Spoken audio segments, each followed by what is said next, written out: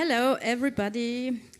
My name is Magdalena Hasibeder, and as the head of the organization team, I want to welcome you very warmly to Vienna, on the screens at home, everywhere in the world, and here. Thank you for coming. And the first person to speak is our rector, Mrs. Ulrike Süch.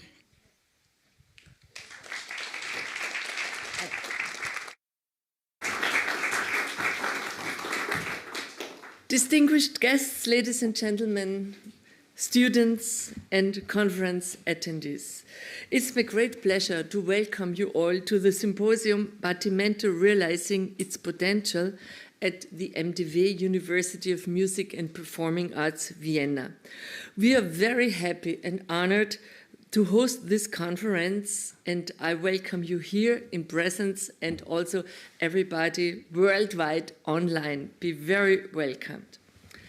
Our youngest department, the Department of Early Music, has set itself the objective of becoming an international forum where current topics in early music and historical performance practice are not only discussed, but also researched. The potential of Battimento lies in its ability to offer a holistic approach to both music making and musical education. It fosters practice-based research and invites musicians and scholars alike to engage in an interdisciplinarity exchange between past and present musical practices. Art and research can mutually inspire each other and profit from each other. Artistic research leads to the production of new knowledge and serves an independent contribution towards the development of the arts. It assumes a diversity of forms of knowledge and understanding.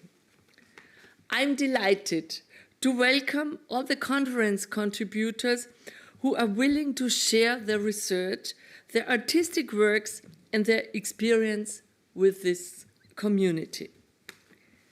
It's my pleasure to welcome our international keynote speakers, Robert Jerligan from Northwestern University, USA, Peter van Toor from Örebro University, Sweden, and John Mortensen, Cedarville University, USA. The Battimento Realizing Its Potential conference will combine music-making practice and pedagogy, research and performance practice. Over the next 4 days, we will immerse ourselves in the world of Battimento, bringing together a diverse group of artists, academics, and researchers. I would like to thank our hosts, the Department of Early Music and its organization team, Magdalena Hasibeder, Augusta Kampan, Erich Drexler, Jason Marmaras, Sobin Jo, and Dimitri Bondarenko, whose efforts have made it possible to bring together the Battimento community. This interdisciplinary conference is realized in cooperation with the Department of Organ Research and Church Music, the Ludwig van Beethoven Department of Piano in Music Education, and the Department of Piano. I wish you all an inspiring 4 days of lectures, concerts, workshops, and discussions. Please enjoy Vienna. Enjoy the MDW, and you should know you're always welcome, and we're happy to welcome you again whenever you come to Vienna. Thank you so much.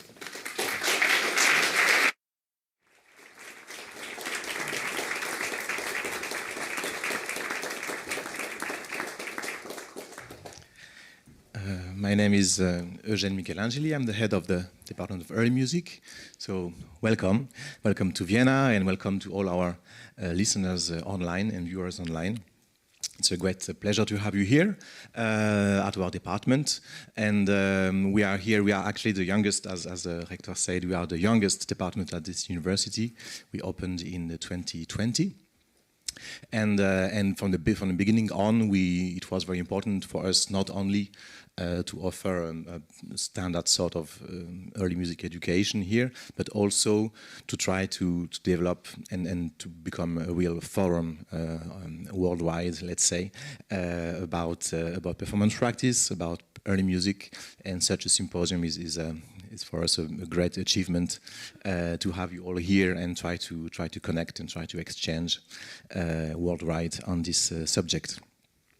We opened in 2020, but we are here at this location only since a bit more than 1 year, and it's a very nice place to be because we are in the heart of Baroque Vienna, of course, and we are also in the building of the Ursuline convent from here, and the Ursulines were very into music education.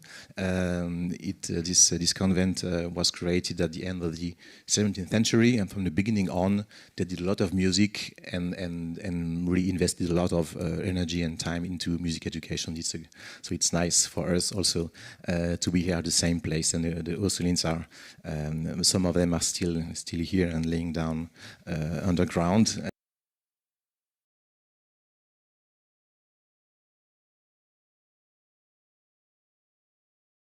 And I'm sure they did practice a lot of partimento. So let's see if they like it when we are now doing it ourselves. I mean, there was many people to thank, and I think Magdalena will go on thanking all the person who made it possible for us to meet here now. But a special thank also to the Erasmus Plus program, who made it possible for us to invite many people to teach at some workshops. So it's a great chance for us, and we are very happy that so much did work well with the Erasmus Plus. So have a great time. We will for sure meet in many occasions now in the next days. Welcome, and thank you for coming.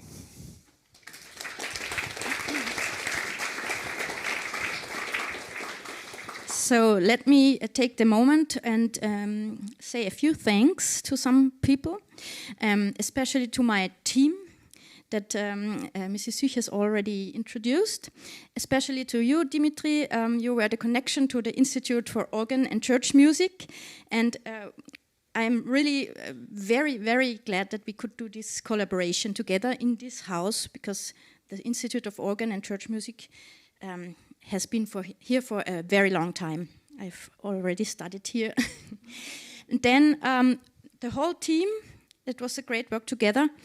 And on behalf of the team, I want to thank personally Augusta Campagne, who is our mentor, let's say that, because she does not teach anymore here, and she does help us a lot. She did all the international conversation, and she knows how to do a symposium, and she hands over this knowledge to us. Thank you so much. You are our emerita honoris causa.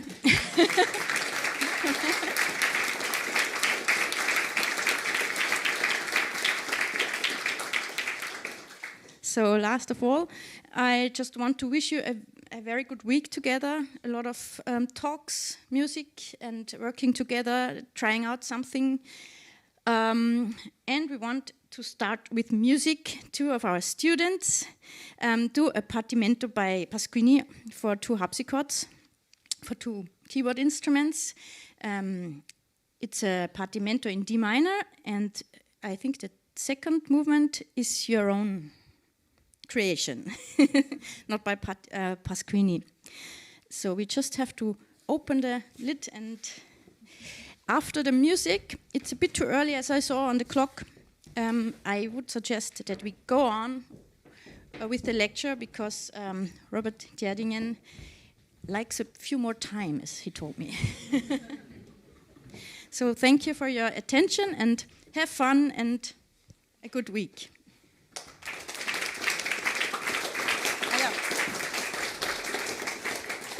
Sorry, I have to add something. I forgot to introduce you. It's Tsuyo Yang, and Sarah Maria Pilvax, students of our department.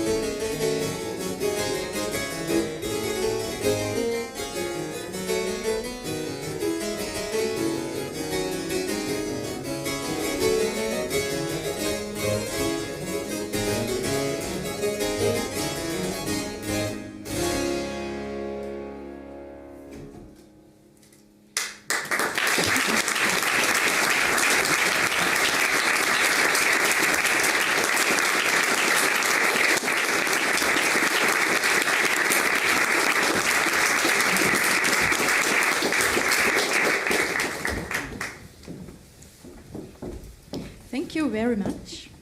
I want to hand over the microphone to our deputy head of the institute, Johannes Weiss. Thank you very much. Good afternoon, ladies and gentlemen. Welcome here in Vienna. The room is too small, that's very nice. First of all, I will close the lid.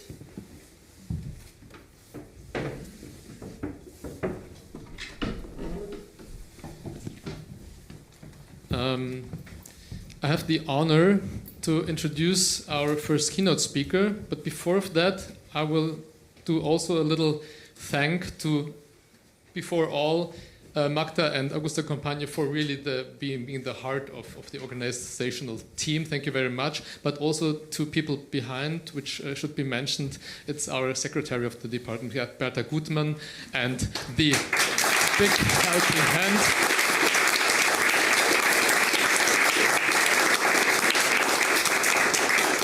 And the big helping hand, Marco Primoltini, thank you very much. Should not be forgotten.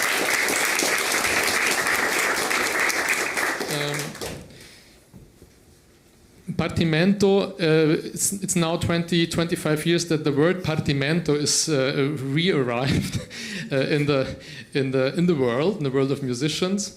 And even my brother-in-law, Philip, who teaches at the Music University in Munich, he's a pianist and jazz pianist, has nothing to do with early music, uses partimento books and sources for teaching his piano students to play, meanwhile. So this is how partimento spread, not only in the early music departments, but crossed these borders up to jazz and modern piano.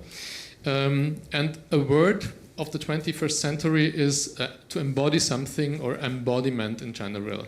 This is everything's about embodiment, and this is very interesting because such subjects as basso continuo, as melody, harmony, schemata, etc. In the 20th century, these words were mainly part of a, let's say, more or less theoretical approach, theoretical teaching.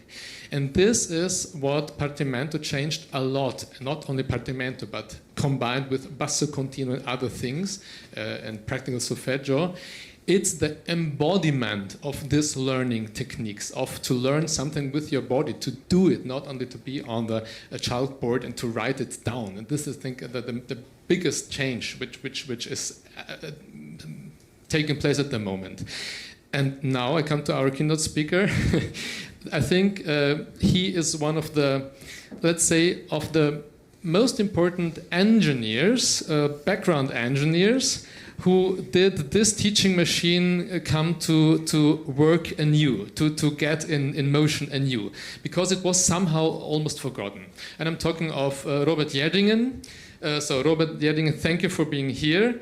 I think with your book, 2007, Music of the Galant Style, not the gallant style, but the galant style, was not the only one, but maybe the most important kicks which the practical music scene needed to really go to start anew. So you are known as Professor Emeritus of the Northwestern University in the United States, but you have taught in other universities like Harvard or others. So let's go into your field. You will do that of yourself. We will talk today, and that's very funny, about Johann Sebastian Bach, because also we will talk not about Johann Sebastian Bach. Very interesting. So I stop now to introduce you. Thank you for crossing the Atlantic. Thank you for being in good old Vienna. Welcome, Robert Jedingen.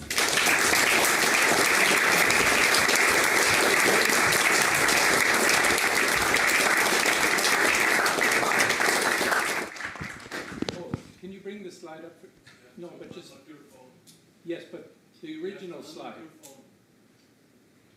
Well, I will do whatever you say, but I still want to see the original slide that said Partimento on it. Okay.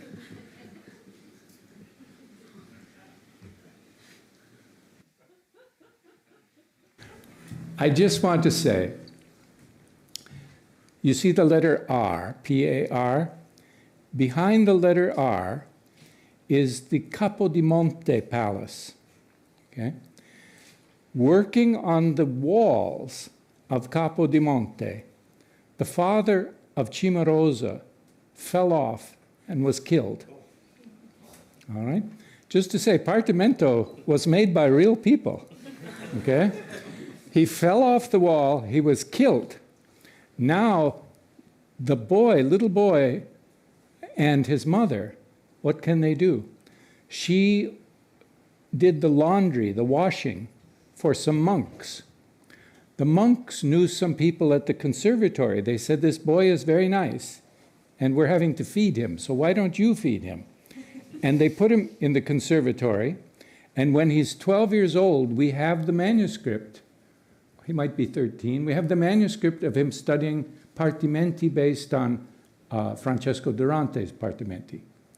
It's amazing, really, that this is a living tradition, or a dying tradition if you're the father.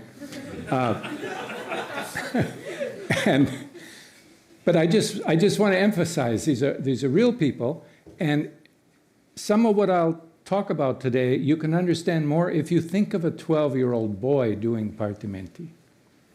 The 12-year-old Cimarosa could not have done Rachmaninoff's third piano concerto. Okay. There were limitations to their abilities. But anyway, let's continue with my talk.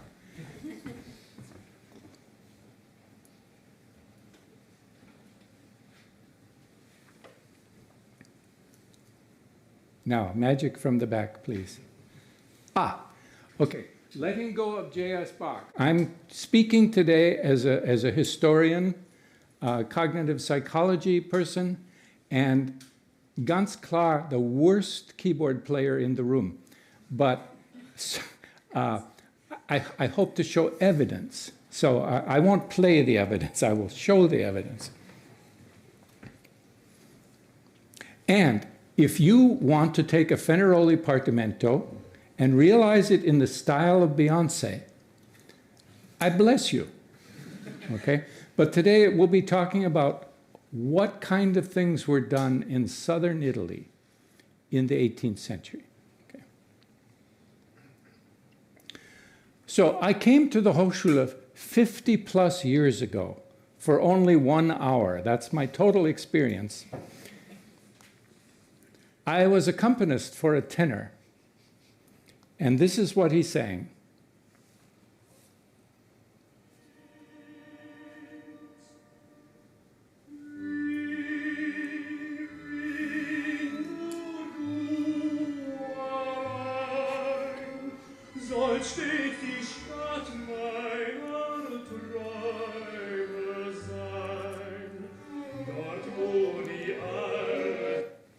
It was a long time ago.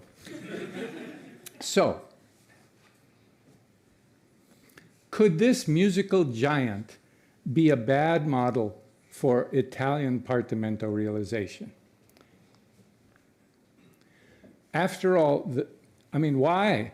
The Naples master Francesco Durante, whose partimenti Cimarosa studied, was only a year older than Bach. They were almost classmates, you might say. So wouldn't they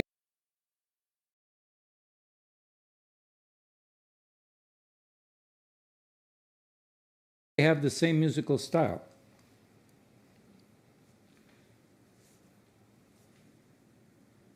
Bach copied a Mass by Durante.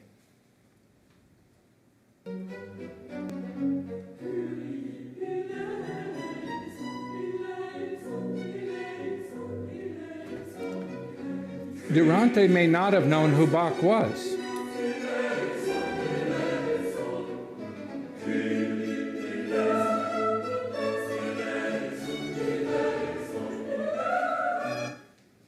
The arrow only went one way. Why? Lutherans copied Catholic music. Catholics didn't copy Lutheran music. The Lutherans were heretics. They were the enemy. Okay. Now, think about art in early modern Europe. Contemporaries like Dürer and Raphael. The artistic trends flowed north, not south. Okay. Slowly. Okay. So let's take a look at a fugue by Bach. It's in a horrible key, but Italians wrote in horrible keys too. The Lorenzini partimenti from Rome, the Santa Maria Maggiore, go to 9 flats and 10 sharps. lots of doubles. Okay. I love this piece. I think it's just wonderful. In the well-tempered clavier, the three-voice fugues are the most Italian. All right? But there is great complexity here. For example, there's two real parts here. And if we look at the Printer schema, which has 6, 5, 4, 3 in the melody, and 4, 3, 2, 1 in the bass, we'll see, after we listen to it, how complex it really is. Now notice those notes are very clearly set apart. They're the longest notes in their context. The bass is on the downbeat of each measure. Okay. I think this is Andras Schiff playing.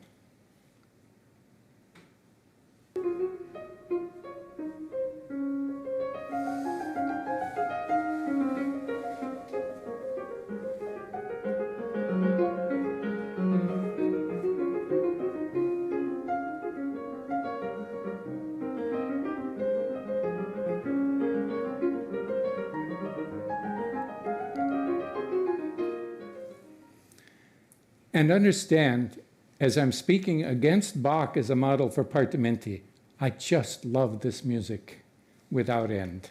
Okay. The level of diminution is 16:1 for the Printer. In the 18th century, this is extreme. Okay. And even when he was the most Italian, the level of diminution remains high. If we would solfege this in the manner of Baraguana's recent book about Neapolitan solfeggio, it would be like this. We'd have the Printer schema, and we'd have la, a kind of appoggiatura to the main note, and then amen, where in an amen fugue, you just say ah, and then at the end of the piece, you say men. It would be a la, da, da, da, da, da, sa, da, da, da. Okay.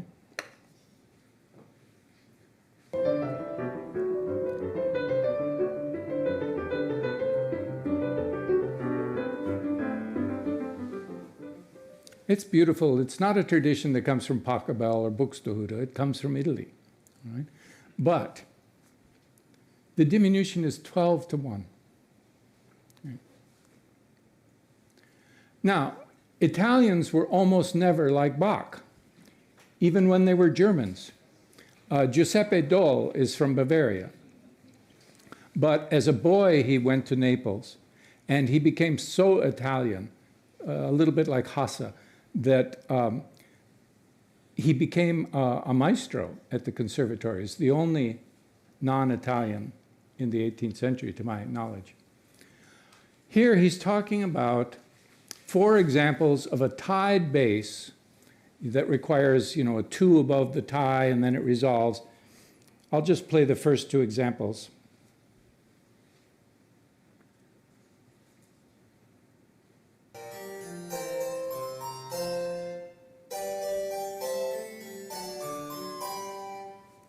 There's nothing amazing here, but the level of diminution is 3 or 4:1. It's very simple. Now, interestingly enough, Dole does articulate the idea, the concept of diminution. In the first part, he's describing, this is a Romanesque schema, down a 4th, up a step, down a 4th, up a step. He's describing the figured bass, and of course it's messy, it's 5/4 and then a 9/8. But if you think about it more contrapuntally, it's a uniform sequence of 7/6 suspensions between alto and soprano, all right? And then what I think is so interesting, below he says, the same motion in diminution. And so he's going up a 5th, down an octave, up a step, up a 5th, down an octave, up a step. There's a certain level of abstraction here. But again, if we think about the diminution,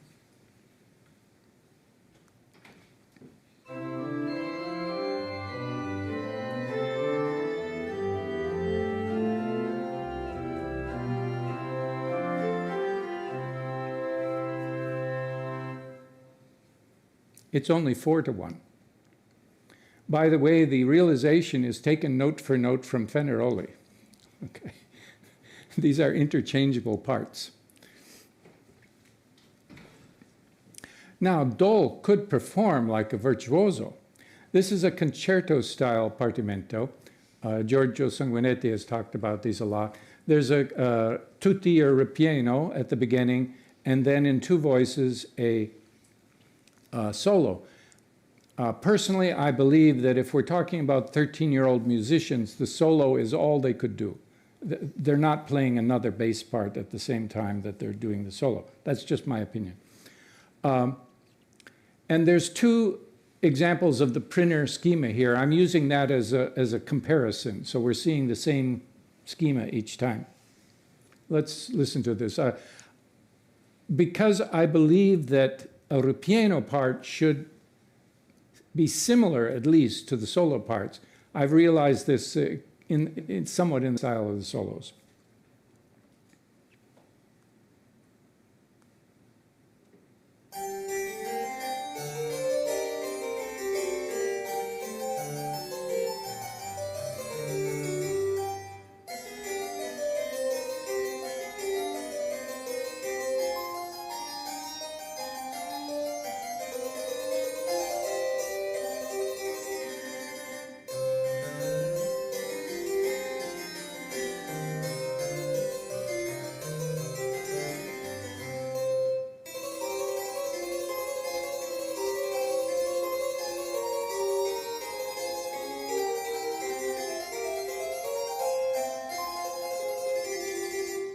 It goes on for 2 more pages. It's virtuosic, but if you look at the diminutions within the same schema and don't count note repetitions, it's only 2, 3, or 4 to 1. It's quite simple, really. Now, Bach could write 2-voice works with Italian schemas, okay? Here we have Prinner schema in the dominant, and we begin with a Meyer.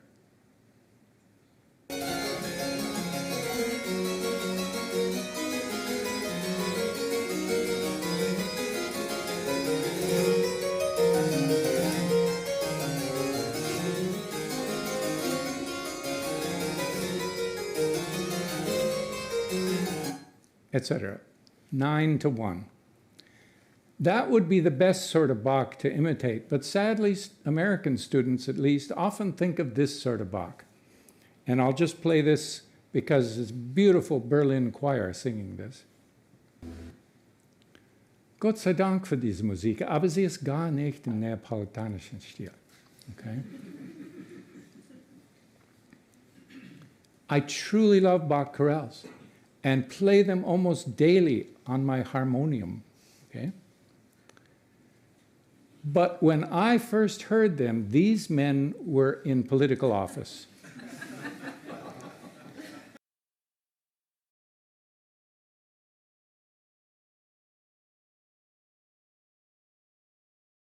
This is a very long time ago, okay? In my experience, the very worst realizations by today's students, and I'm speaking about North America, I'm sure that you're much better here, but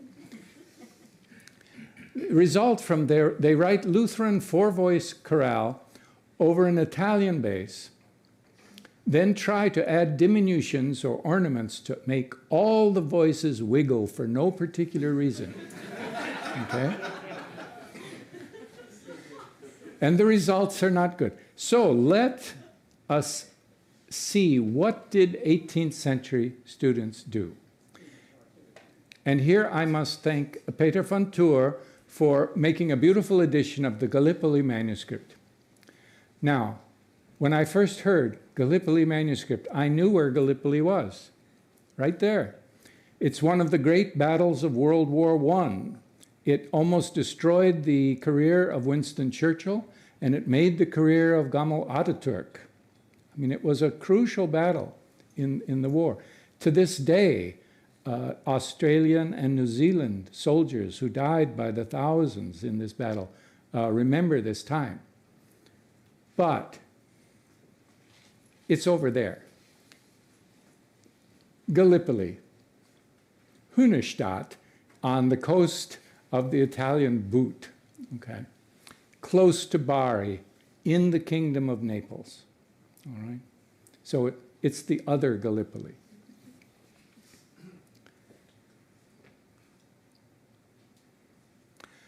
Realizations, probably by a student of Durante, around 1750, according to Peter. Yeah? I say probably by a student because in my own view, some of the realizations aren't that good, but many are very good.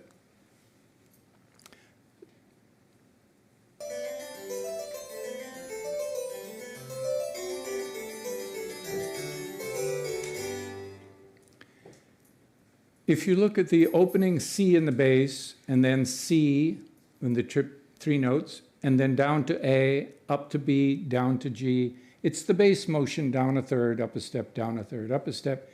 Notice that for most of this, you only need one finger to play this. Okay. The counterpoint is minimal, and it's very appropriate. This is an excellent realization. But do you see how thin it is?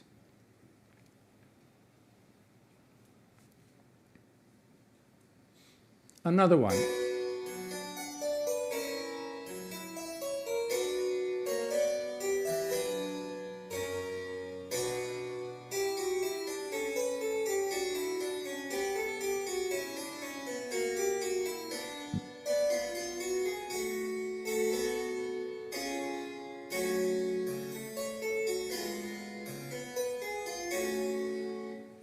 So simple do, re, mi in the bass, do, ti, do, or do, si, do in the soprano, in B minor, then the same down a third, up a step, movimento, and again, only one note playing for much of the time.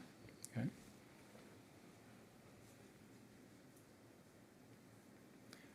A simple movimento in the bass.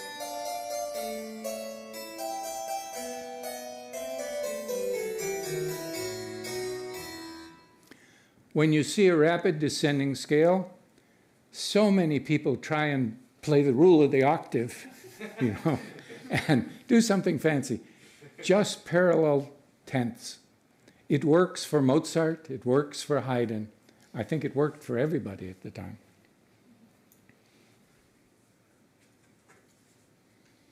A fugue.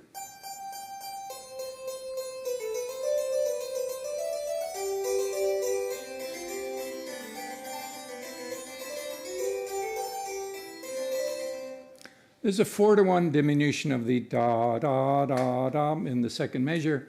But if you're waiting for the third and fourth voice to enter, go get lunch now. They don't. This is a 2-voice fugue. This is all you get.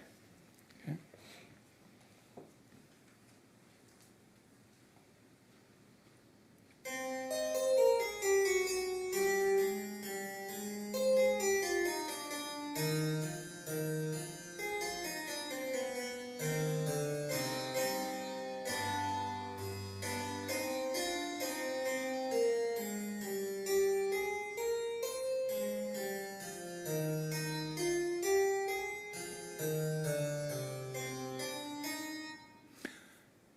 The bass is a down a fourth, up a second, or a Romanesca movimento. And I think this is an example of this being a student, because the octave G, when the bass comes in, is the wrong one for this schema. And ordinarily, you're on the fifth or the third at that point. So I think the student just took a wrong path. It's a characteristic melody, but I would be very surprised if you find someday that this is by Durante himself. I think it's a student. And then in octaves,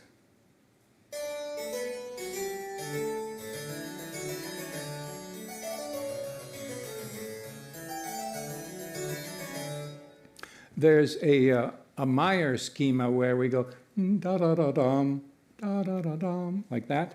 Notice that there's a lot of for lack of a better word, there's a lot of air between those two events. That is the galant style. I mean, if you think of 17th century style, everything is continuous, okay? And a lot of students, when they realize appartamento, it's almost as if they're afraid to have a rest. You know, like if they don't play continuously, something bad will happen. But in a lot of this music, it's better the less you do. Now, speaking of the Romanesque schema, or down a fourth, up a second, here's from the Perfidia manuscript, which Nicoleta Paraschivescu found and published. She has had an arm injury and she can't be here this week. I'm very sorry to see her. She's one of the best students I ever had, and I mean, she was already beyond me at the point where we got to talk a little bit about things. But anyway, this is so good, I wonder if it isn't by Durante, but I have no evidence for that. But it's a really fine realization. But again, often just one note in the right hand.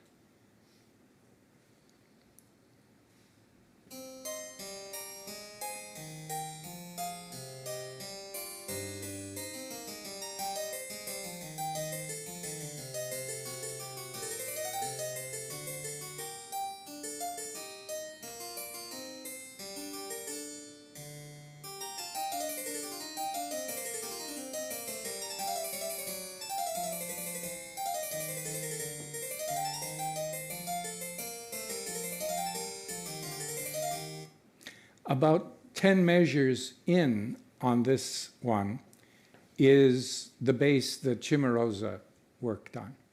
It's where it goes da da da da da da da da da da like that. Now, Eric Boaro, is Eric here? Possibly? No. Okay. He believes that some fragments of Durante, like Partimenti, are from as early as 1707 to 1716.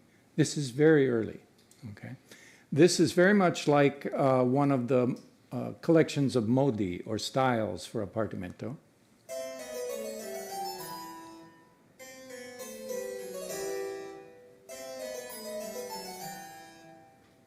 So these were written down on the back of an aria, so they're like just jottings of someone. And this is the longest of them. But it's, I would say, completely in the Durante style.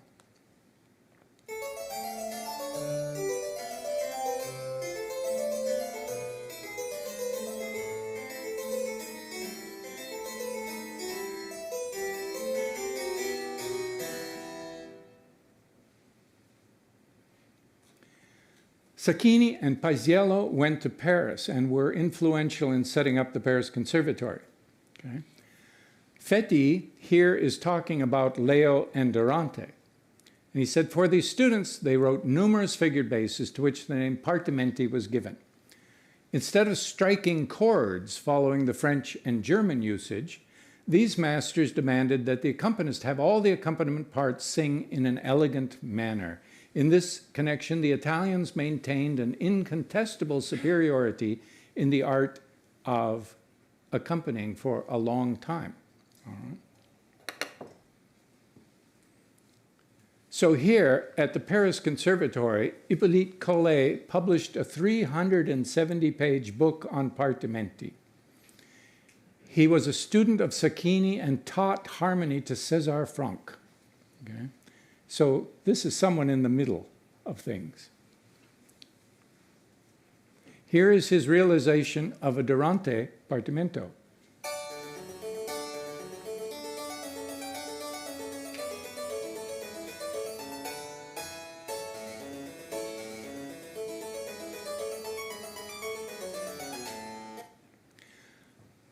This is Durante's modo, or style, for this situation. And you can see he's copied it very carefully, but not slavishly.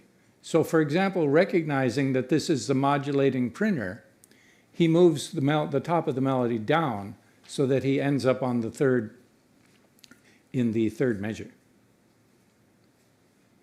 So if we take Boiro's date and this date, there's more than a century, almost a century and a half of consistent Durantist realizations, which are thin. Even as late as 1855, Panseron, who had studied with Salieri and some other Italian masters,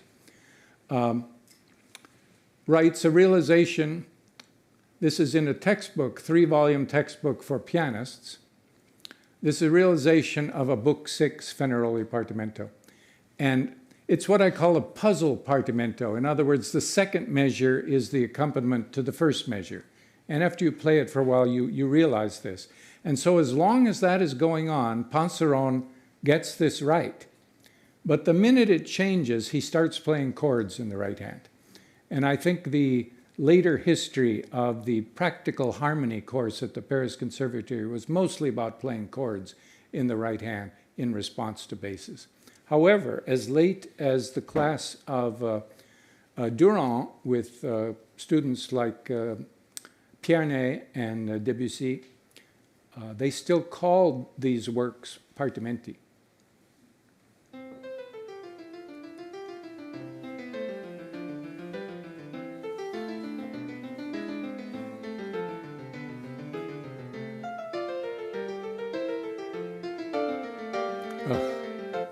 Okay. Now, these patterns were crucial to 19th century piano improvisation. So here we have Kalkbrenner showing how to deal with Romanesque schema. In France, they always started up a fifth, and then they went up a step, and then I think this is it came from Cattell, I believe, but I'm not sure. Anyway, let's listen to some of these.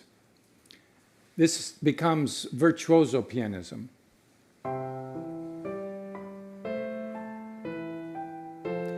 This could have come from any Italian regola.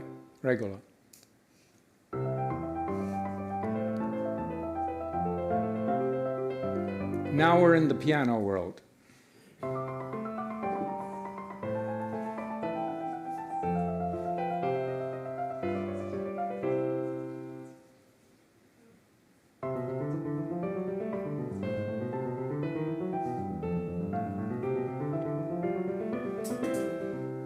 Hold on to your hats.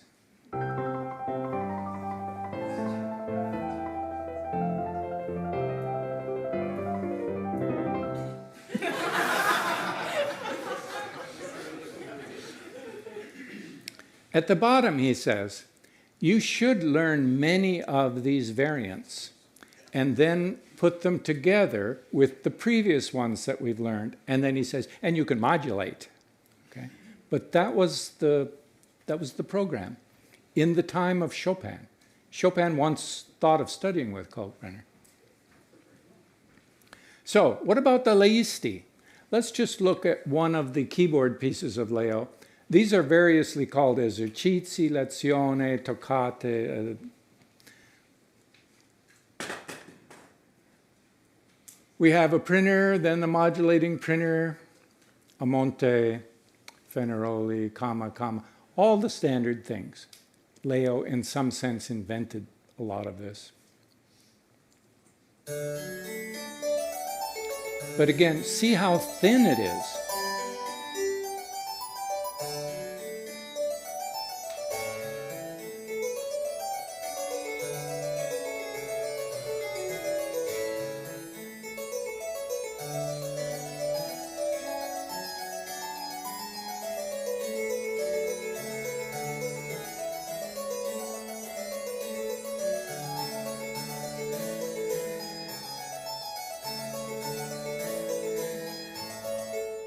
It goes on for quite a while. We've heard this discourse before, by the way. Okay. We have the two printers, followed by a Monte, followed by a cadence.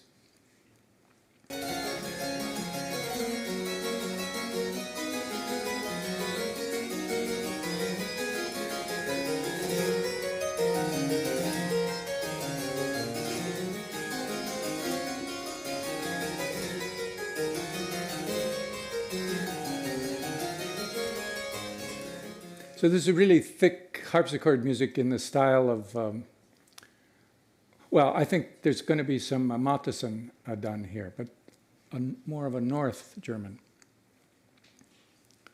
So be inspired by the Italianate Bach, but let the other Bach go, okay?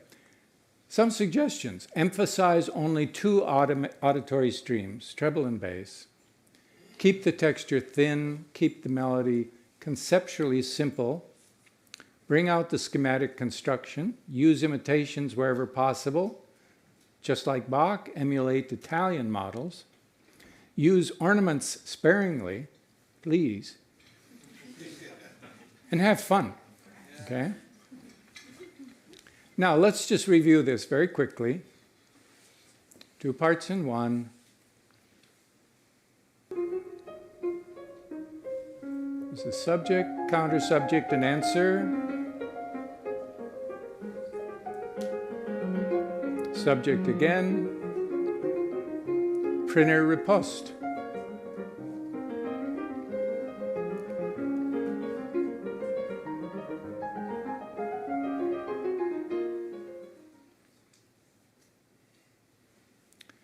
Let's compare this with a Leo fugue. For every 1,000 people who, or 10,000 or 100,000 people who have heard a Bach fugue, there is one person who has heard a Leo fugue, okay?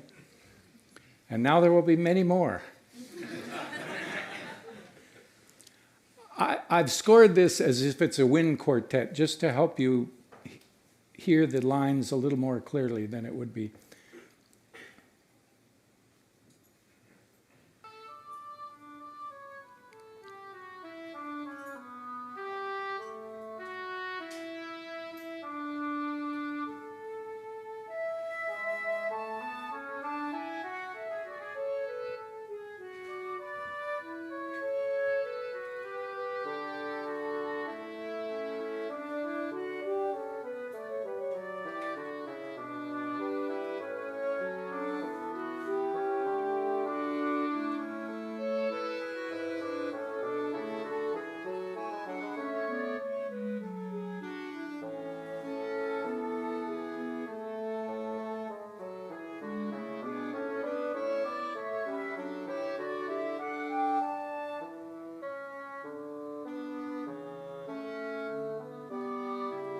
Whoops.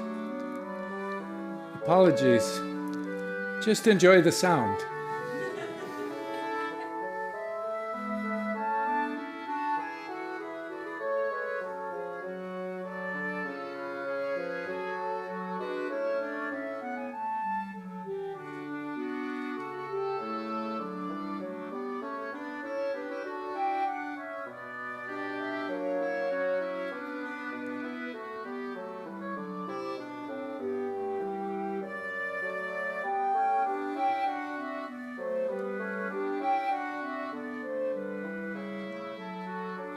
It's a beautiful episode right here.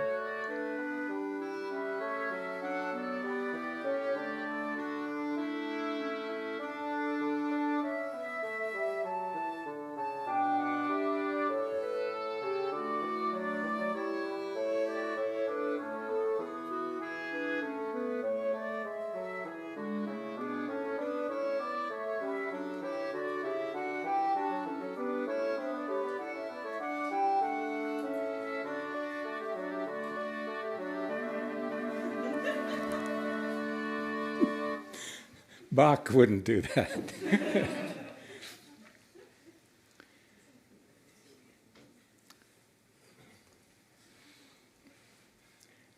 Interestingly enough, both Bach and Leo have a kind of two-level melody at the end. But Leo's subject is so much simpler. And if we look at the counter subject, notice that the second interval is 3. Something 3, something 3, something. It's double counterpoint, the simplest kind.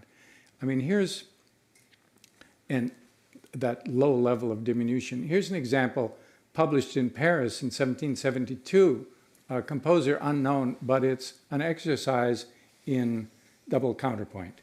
And here's just a modern transcription. But if you count through, on every weak beat, there's 3 or 6, without exception, except for 1 or 8.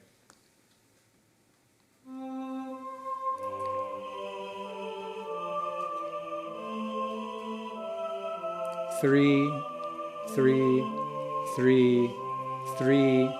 6, 6, 6.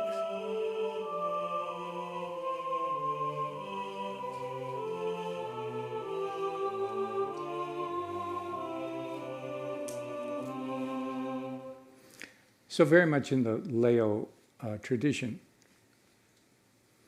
They were central to the teaching of the Paris Conservatory for most of the 19th century. Okay. In the class of Durand, where Debussy was and other people, they completed the last Fenaroli fugue in 4 voices. Okay. Bach had a huge influence there, only beginning in the 1870s. Now, he could do flawless double counterpoint in a vocal style, but that's not the Bach that pianists learn today. So like the song I started with, Bach, Bach, nur du allein, sollst nicht die Stil meiner Partimento sein. Okay. And we are running a little bit late. So this Sarti fugue is at partimenti.org if you wish to hear it. It's from the late 18th century. He became important in Milan. He taught Cherubini, and the style of the Sarti fugue became the academic fugue of the Paris Conservatory. So there's a direct link. I'll just have to get through it very quickly here.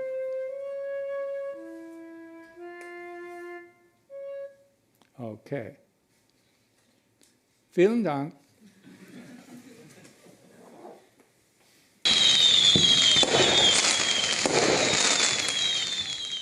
Partimenti.org. It's all free and it's all there for you. Thank you very much.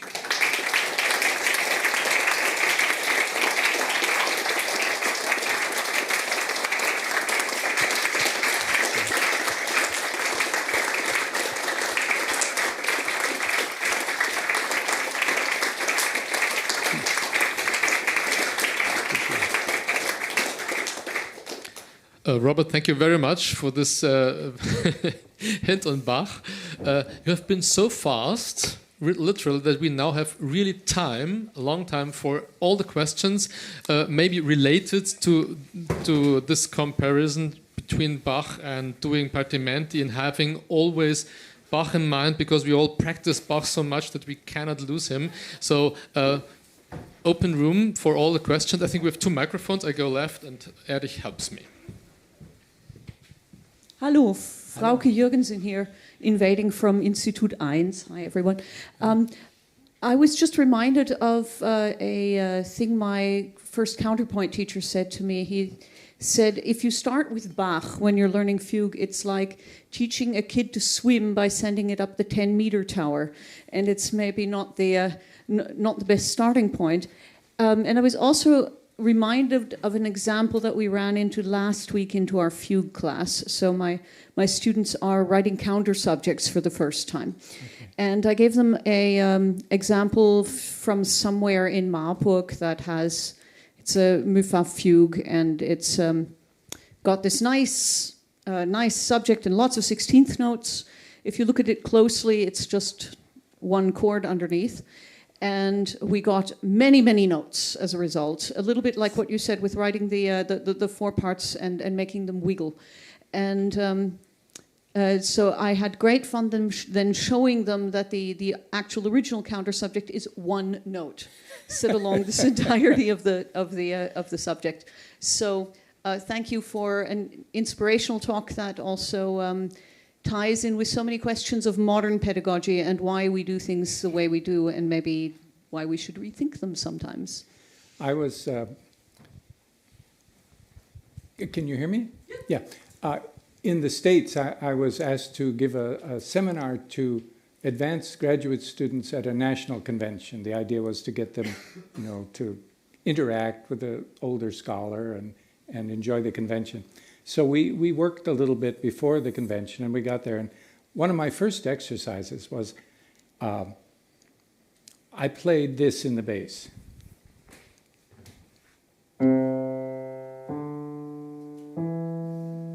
Okay. And I said, imagine that you're 12 years old, you're an orphan in Vienna, Naples. I'm in Vienna. Naples, and you are going to play the appropriate right-hand part. And I said, you can submit these over the web. And okay. I got such an amazing variety of things. I got some Poulenc, I got some Hindemith, but no one ever did this.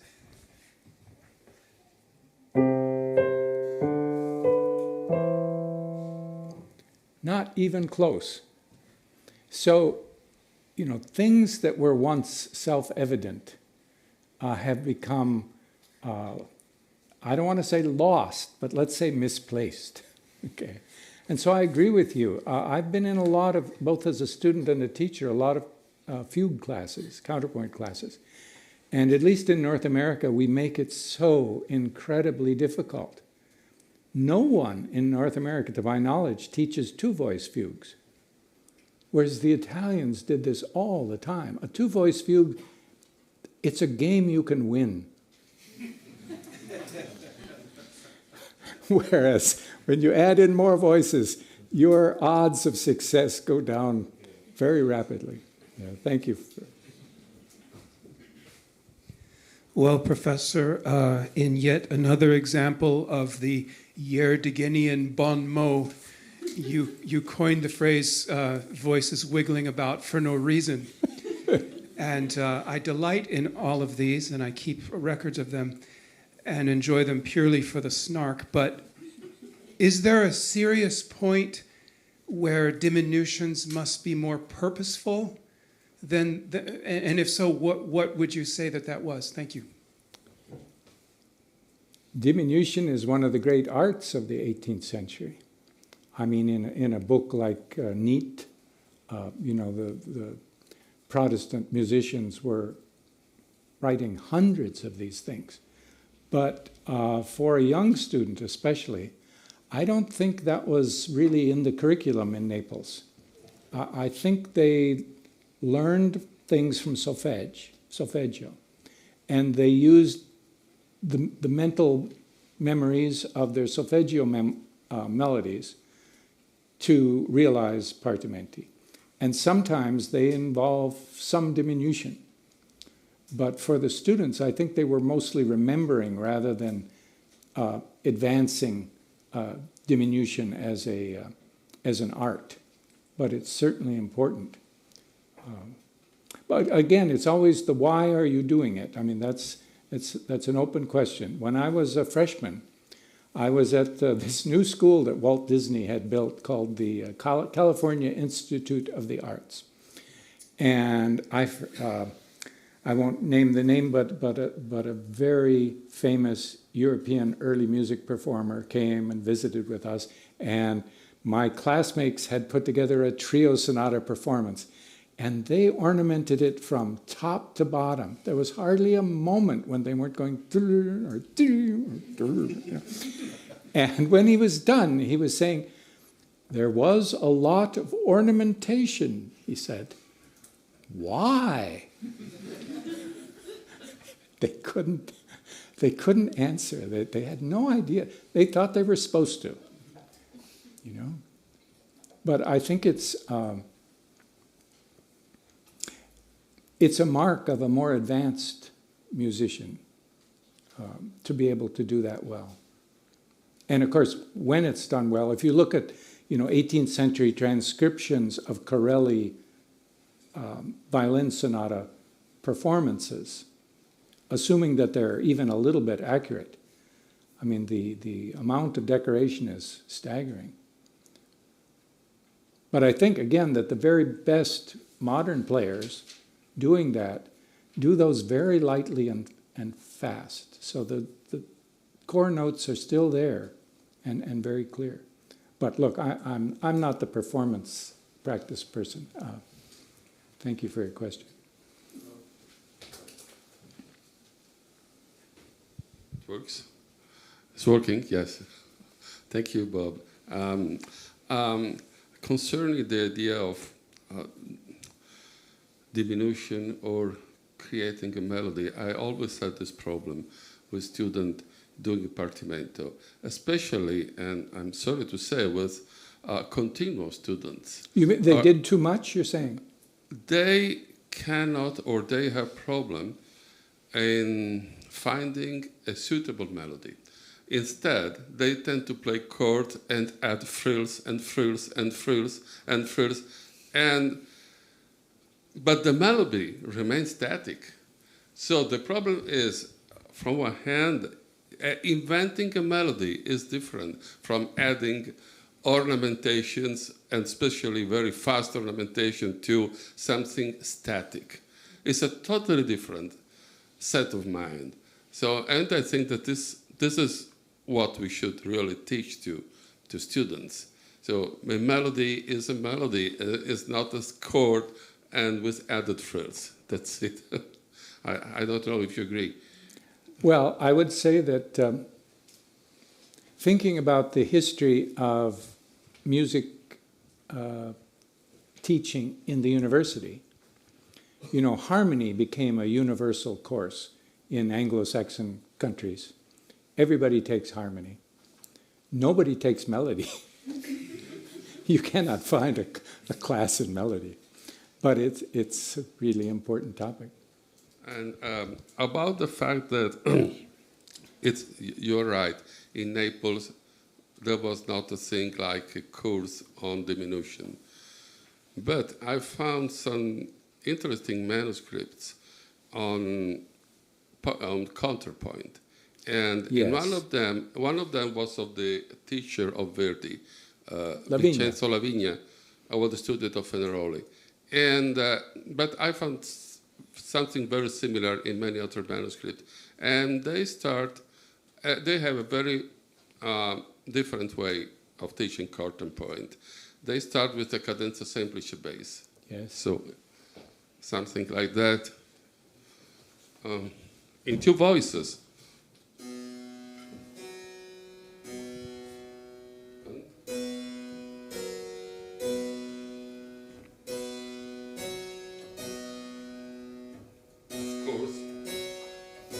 This is the Ursatz. And then about 4 pages of diminutions. Yeah.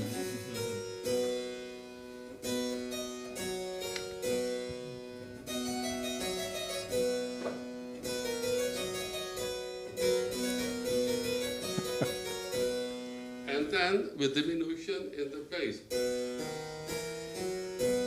Yes. And when the cadenza semplice is over, they start doing it again with the rural the octave and with the motte del basso. So I think that diminution, they were taught together with counterpoint.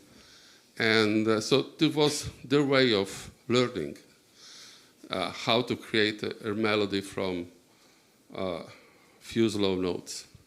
Thank you. I agree completely. Thank you, Professor Jardigan, for your wonderful presentation. And I wanted just to say 2 words from another point of view, because I'm a player of a melodic instrument and low string. So I play cello and viola gamba. And we have documents that testimony that also cellists were partimento players. Yes. And so cellists could now play wonderful chords. They could play arpeggio. This is a long question.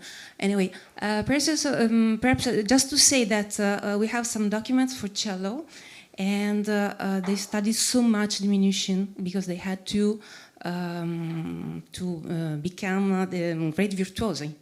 And virtuoso means to play many fast notes in a melodic instrument and not long notes.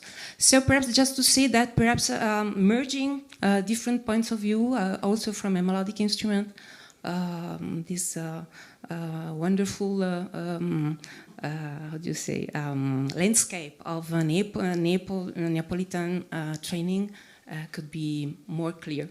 just to say that, because next days we have also me and Robert Debre That's right. as melodic instrument players.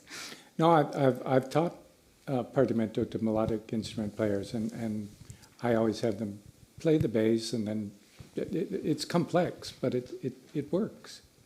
And I think it's a good way to teach harmony to melodic instrument players. Thank you. I am Matteo Messori. Ah. Thank you for everything. I wanted to add something about the performance practice of this predominant two voices style. Of course, I'm Italian, I'm from Bologna, and I'm also Bachian. So, but somebody was before me in Bologna, a Bachian. So, for example, Padre Martini. And we know from Giuseppe Paolucci, a student of him, Yes. Arte Pratica di Contrappunto, there is a footnote, very interesting, where he complains, and these are, I think, words by Martini, we know through Paolucci, that Italians were able to play only with one finger for hands. And so that the good Father Martini had to write sonate d'intavolatura, and d'intavolatura, the Amsterdam sonatas, the 12 very difficult sonatas that became a model for Clementi fugues from the Gradus at Parnaso, I think. And this, almost impossible to play fugues. They need a pedal board attached to the harpsichord, or early Florentine pianos, because in Bologna were diffused, widespread, were more than two voices. But in Bologna, we have many manuscripts of organ harpsichord music from the late 17th century. I think the CC 292, if I remember good, in Museo della Musica, where there are only two voices, and we are around 1680, and many figures to play, like Gasparini tells in the Armonico Pratico al Cembalo, le botte delle consonanze. So a very strong, like rock music, chords in the left hand. And I think they were for the professional players, not for the of course, the beginners or the many ladies who played harpsichord. The normal practice to play the two-voice texture with the ripieni, no? And so what we see is only like a violin part. And of course, they played the violin and continuo sonatas at the harpsichord. For example, the Opus 5 of Corelli by Corelli is, of course, the second violino e violone o cimbalo, and they meant the solo harpsichord.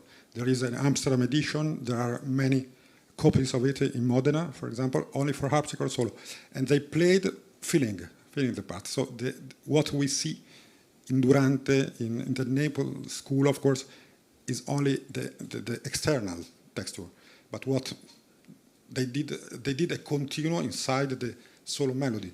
And this is very important for the performance of practice, I think, because Italians invented in that time the style of 10 voices continuo, and Heineken was a little bit shocked after the Venice travel. So maybe, of course, last thing in Bologna, Padre Mattei tell in the Partimenti, go to theater to listen a good singer in order to play the right hand on Partimento. Yeah. So thank you. No, thank you. As I said at the beginning, I was talking about a pedagogical situation where we're talking about boys from 7 to 16, perhaps, and what would be appropriate in trying to recreate that as a historically informed performance. But if we expand this to all of music in Italy in the 18th century, I mean, just the Pasquini pieces are really in quite a different world than, you know, they're closer to Muffat than to Leo, for example. In fact, when I was preparing for this talk just a couple days ago, I went to YouTube and there was a Galuppi Mass that I'd never heard. So I pressed play, and there was a beautiful printer, 16:1 in the diminution. And so I suppressed this. I don't want to have contrary evidence. I wish they would take this off the web, because this. But yes, so there's an amazing variety of things that are being done. And also, Naples was just one center. You know, Bologna is perhaps the second most important center later in the 18th century, and the most important for the Paris Conservatory, because Naples was in rebellion against France when the Paris Conservatory was founded. So it was hard to hire the rebels. Yeah. Oh, Marcos, thank you. No. So, yeah, there was just now this remark, which of course is open the question of stylistical evolution during the 18th century. So what is your experience regarding evidence that this style that you were now presenting to us, this two-voice style, was deeply coupled to the development of the gallant style and to the later 1730s onwards? It's a very interesting question. I don't have an easy answer.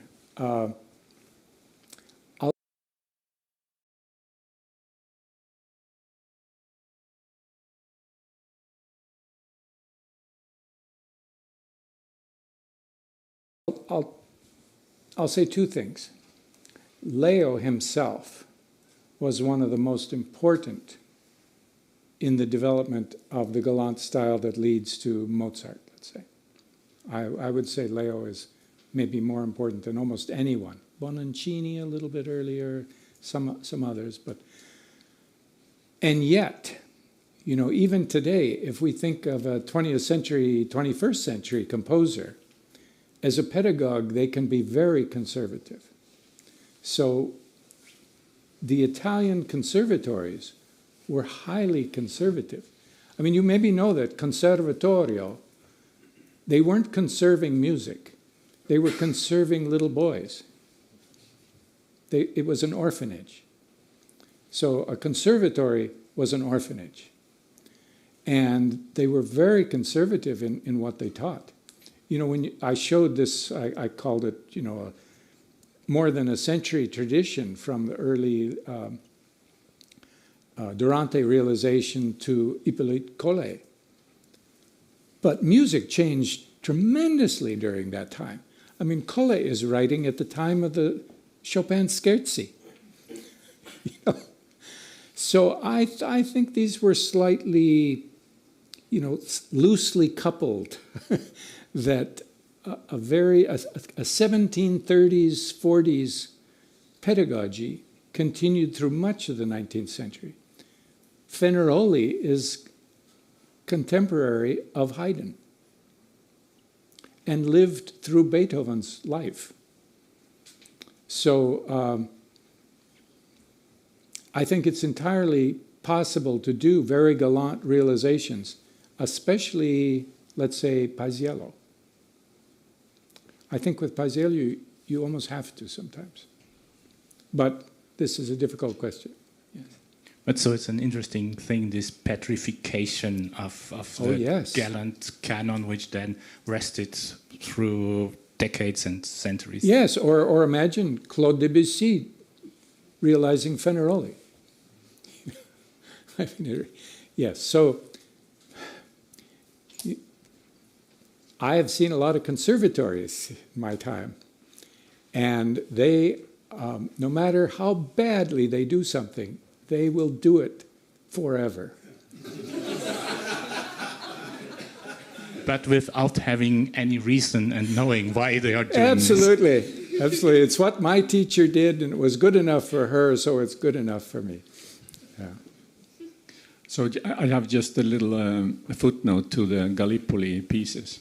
There are, I think, 3 of these pieces in the second book of the Gallipoli edition, where the link to the original Durante Partimento is unclear. Yes. You can't see where does it come from.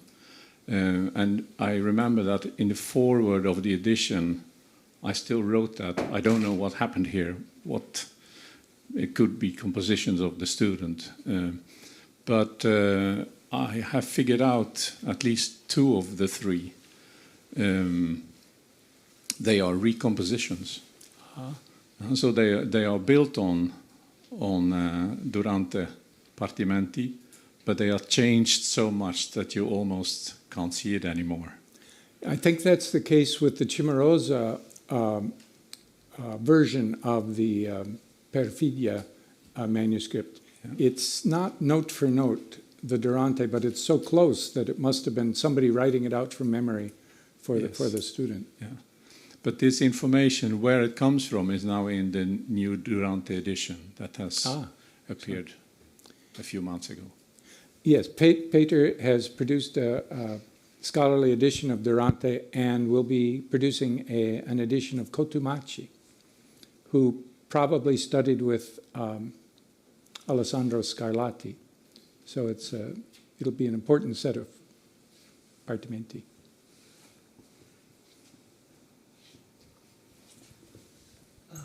Hi, I'm sorry to go slightly back to 12-year-old children, but I was wondering, the first step in partimento education, I have always assumed it must have been playing chords, like the rule of the octave and cadences. Do you think that's the case, and what would be the next step, or if not, what would be the first step? Well, Fenaroli, was the first to publish lessons in what was plausibly the way a student would go. Because, well, Giorgio, correct me, but I mean, I think most collections are like individual sheets that got put together. That would seem to be the case for Fenaroli. What do you think, Giorgio? We have Giorgio here. We should ask him, really.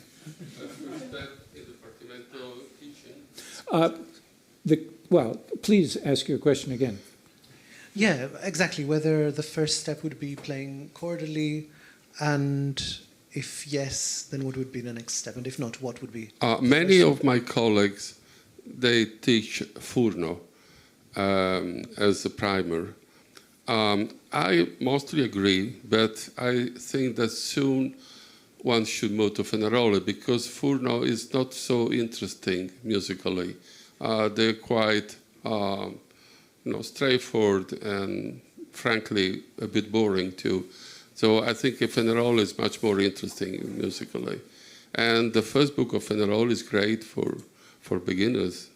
There are figures in first book, but once they learn to play partimenti with figure, you can move to book 4 without figures. And I think, yes, Fenaroli is absolutely the best choice. Maybe you can do some Furno before. What do you think, John? I do recommend Furno because I think it fits the modern era, and the information that he provides is orderly, whereas many of the other maestri appear to have supplemented the written stuff with a lot of discussion. And so, for example, though I admire Durante and Fenaroli at the highest level, many things are happening at once in each new partimento. And that's not the case in Furno. Usually it's one bass motion at a time, which seems to fit what modern people want to learn. So what I have learned in teaching this is just how darn long it takes to internalize all this stuff. I just got an email a couple of days ago from a gentleman who's a big music fan. He's from Houston, Texas. He comes here, he's retired and his time is his own. He flies here to go to the opera. And he's a member of the Symphony Board of Houston and all this, so he's very into music. He started Rule of the Octave, I think, 4 years ago. And he wanted to learn it in every key, and this week he emailed me to let me know he had finished RO in 24 keys. 4 years, yes. So, there's a huge investment of time, so I always look at the simplest, most straightforward way, which I agree with Giorgio, Fenaroli is musically better, Furno is more straightforward. And also I will add the small partimenti found in Durante Regole.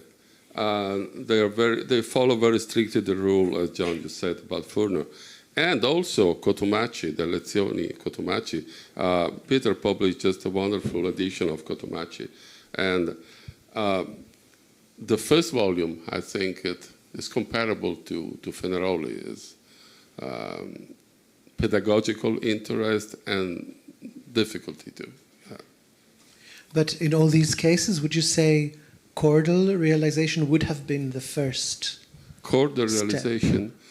Well, there's a problem with chordal realization. You mean in en quatre, as Bach said, no, in four, strictly in four voices. This is not Italian. Well, if you look at some suggestions for playing the rule of the octave, it's not quite strict, but rather varying according to the consonants. It's not strict, in fact. Chordal realization is good for the first steps, but I think you should follow the advice of Fenaroli himself.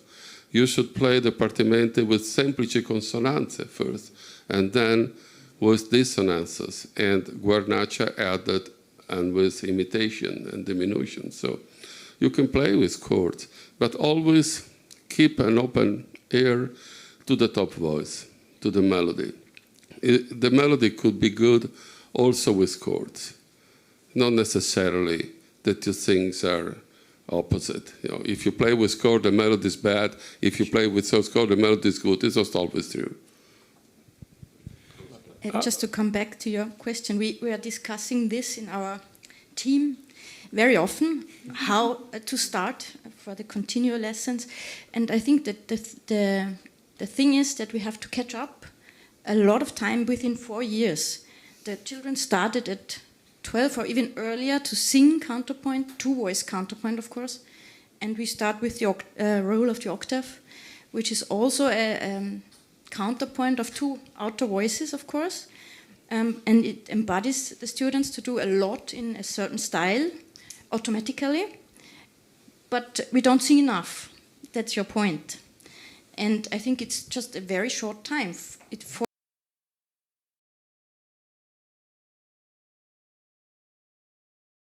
4 years seems a lot for a bachelor study, but to learn those things, you should start as a child. And I would be interested in what the students say. Well, let me just throw in an alternative opinion. Alma Deutscher is a student here in conducting, and I started sending her lessons when she was 5.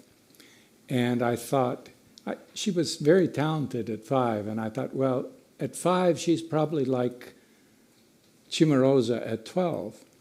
So let's start with the partimenti diminuiti of Durante. We never went to chords, ever. She has 2 operas now that have been performed professionally. She has professional management, I mean, a whole career.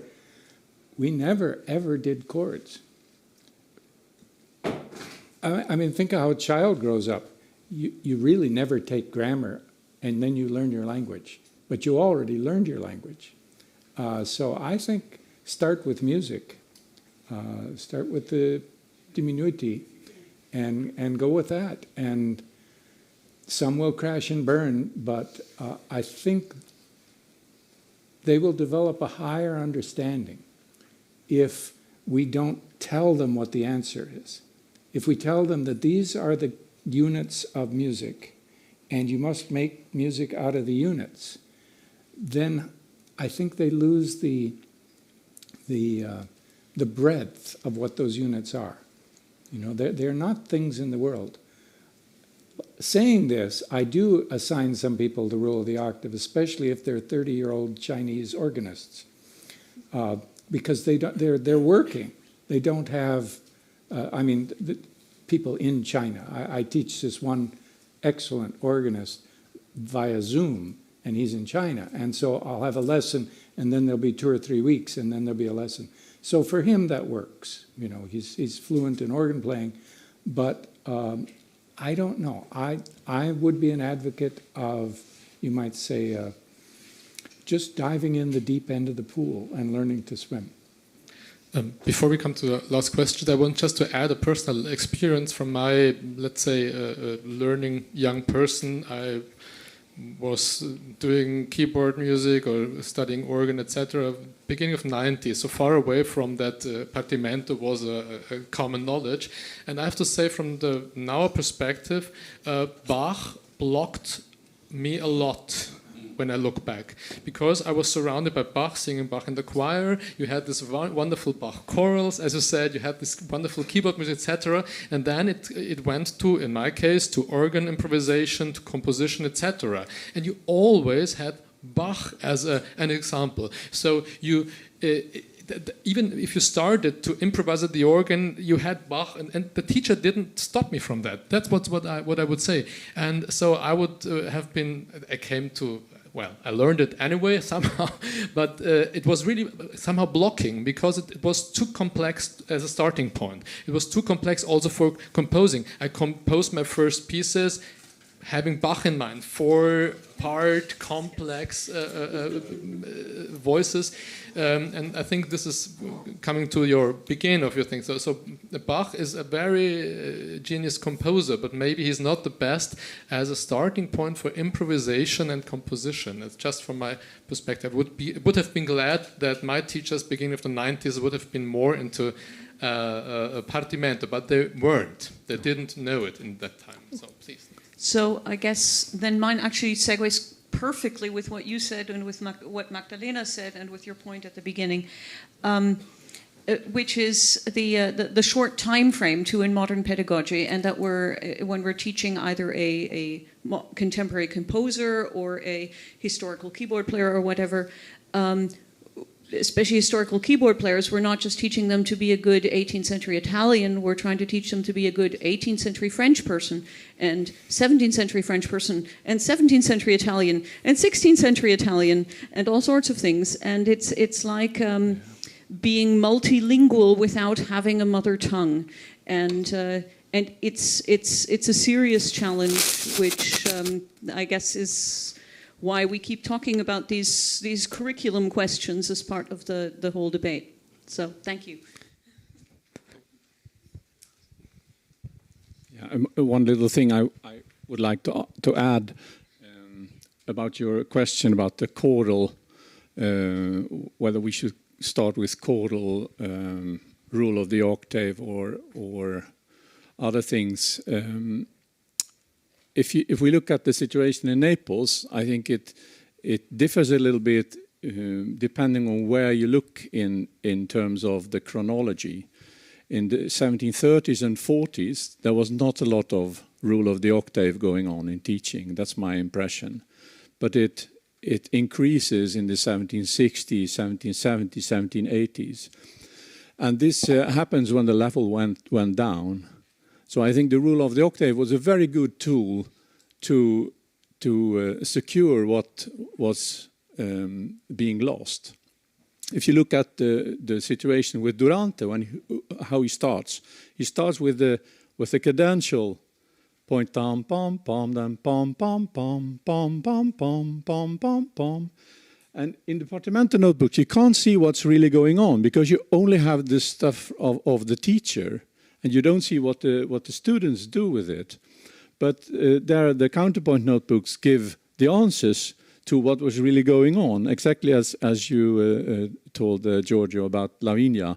You see that there was a variation counterpoint going on. So every time you get a new bass, there is something new played by the teacher that the student has to imitate. So my answer would be, no, they start with counterpoint. But it's very, very simple, and it's based on cadences. So it's a variation counterpoint, exactly as in the style of the counterpoint notebooks. But they did it on the keyboard first. So, thank you very much to the audience, to the teacher colleagues, to you, Robert. Thank you for your keynote lecture.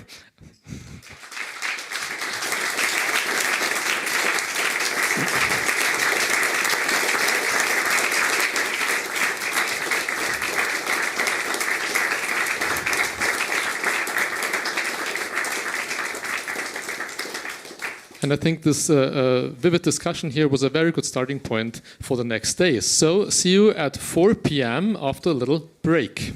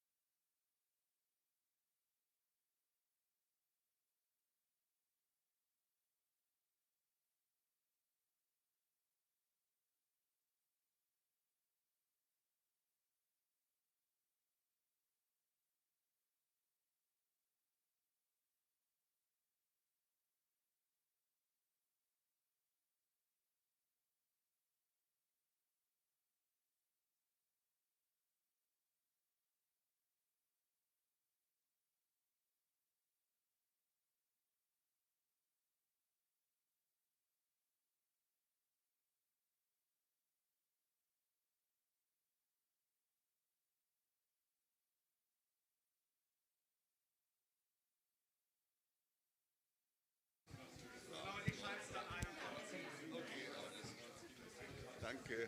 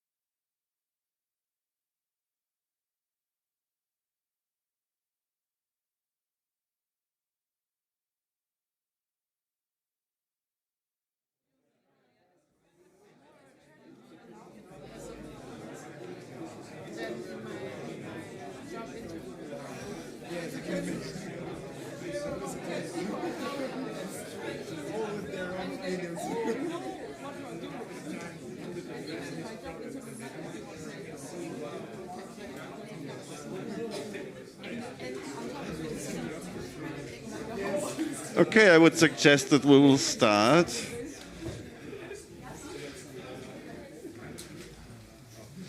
So welcome to the second part of this afternoon's section. I'm Markus Grassl. I'm teaching here at the MDW at the Department of Musicology and Performance Studies, and I have the pleasure to guide us, as it were, through this session. We will have 2 lecture recitals and a paper, and the first 2 of these, will deal with Mattheson. So like the errors in Robert's presentation, we approach Germany now. And I have the pleasure to introduce our first speaker, Jean-Christophe Dijoux. As you all know, I assume a harpsichordist with a very broad range of interests and, of course, broad repertoire, which goes from the 16th century up to especially also contemporary harpsichord music. And Jean-Christophe had studied in Paris, in Freiburg at Breisgau, and in Basel, and afterwards he started a really impressive career, winning several prestigious keyboard competitions as for example, most prominently harpsichord competition in Leipzig, and is also member of several renowned ensembles such as Les Talents Lyriques, Le Parlement de Musique, or the Bach Collegium Japan. And as a teacher, Jean-Christophe is currently professor for harpsichord and fortepiano at the Musikhochschule in Freiburg in Breisgau, where he is also the head of the Department of Historical Performance Practice. Yeah, and we all are looking forward to your presentation. So the floor is yours.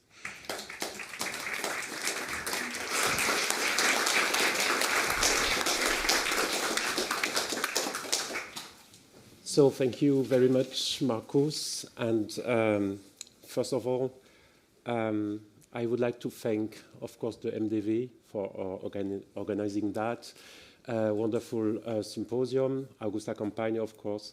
Magdalena, of course, thank you very much. And all the team, of course, behind this event. Yes, I will speak about Mattheson's Große Generalbachschule, which is one of the key works of the Basso Continuo in Germany in the first half of the 18th century, and also has, on many aspects, a lot to do with the partimento practice as well. So, this quote, das alles aneinander hängt, so that everything holds together, so to say, is a quote from the explication following the 4th Probstück of the second part of the second class, Oberklasse, of this work. Just to have a bit of context, so the Große is actually the second state of a work already published in 1719 in Hamburg as Organistenprobe. And then Mattheson reworked on it and published it again, verbesserte Fassung, in 1731 in Hamburg. So we've got actually three parts. So a first part, which is a Vorbereitung, so a preparation, which deals actually not with necessarily with practical examples, but is more actually a kind of dissertation in a way on many aspects of the practice. And then you've got the second part, which is the Mittelklasse, the middle class, consisting in 24 easy examples, and then the Oberklasse, the upper class, with 24 difficult examples. So all these examples are actually single bass lines. So you don't, this is basso continuo, but solo, so to say. And after each score, actually, you've got an explication in which Mattheson deals with the different aspects he wants to tackle in the piece. So, to come back to this quote, of course, when he says everything holds together, he thinks about counterpoint. One of the most important aspects in the Große Generalbassschule is, of course, the way of using motifs which come from the bass in the realization. But it's not the only thing to which actually this rely, actually. It's also a matter of studying style. For example, this Probstück will be in the style of Lourd, a French Lourd. This Probstück will be in the style of Italian toccata. This in the style of aria da capo from the opera. So, and dealing with this in turn, the harpsichordist or the organist just acquires some capabilities in a way in order to be a full common clavicembalist. So the genres are very important too. Of course, the way of playing, so the really instrumental aspect. How do I deal with this Notenmaterial, so to say, in order to make actually the harpsichord sound? And probably the most important thing of all, this is a step towards composition, because actually at the end, what's the aim of all this is to be able actually to compose, and at best to compose for the opera, which is actually for him actually the kind of achievement that any musician should look for. So when at the beginning of the piece, Mattheson already quotes actually Heinichen as the most important thing to owe actually in one's library and to study in order to be able to make your way through the Große Generalbassschule without too many problems, which means also that this work is per se a work for professionals. So it's not, we are not now in a dimension where we are beginning from scratch. One has already, when he begins with the middle class, one has to be able also already to deal with the basso continuo practice. So I would suggest to begin with a piece. I hope this is readable, but I wanted to. Well, generally speaking, I'm not always a fan of having music, on screen when playing music, because then you've got the eye working instead of the ear most of the time. But I think for today it's really necessary. So this is Probstück from the middle class. Matheson says in the explication, this is not a canary, so it's not a quick jig, but it's a slow one, so more in the, you know, in the spirit of a lourd. And he says, if so, we have to ornamentate the bass accordingly. So with long port de voix and short prickle, crackling trills. I will play that maybe to begin, and then we will we'll add some considerations on this.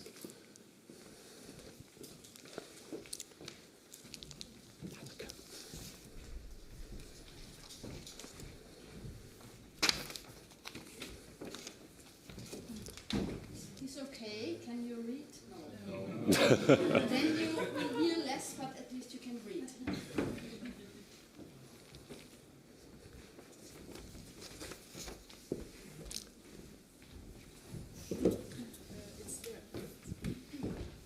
Oh, thank you.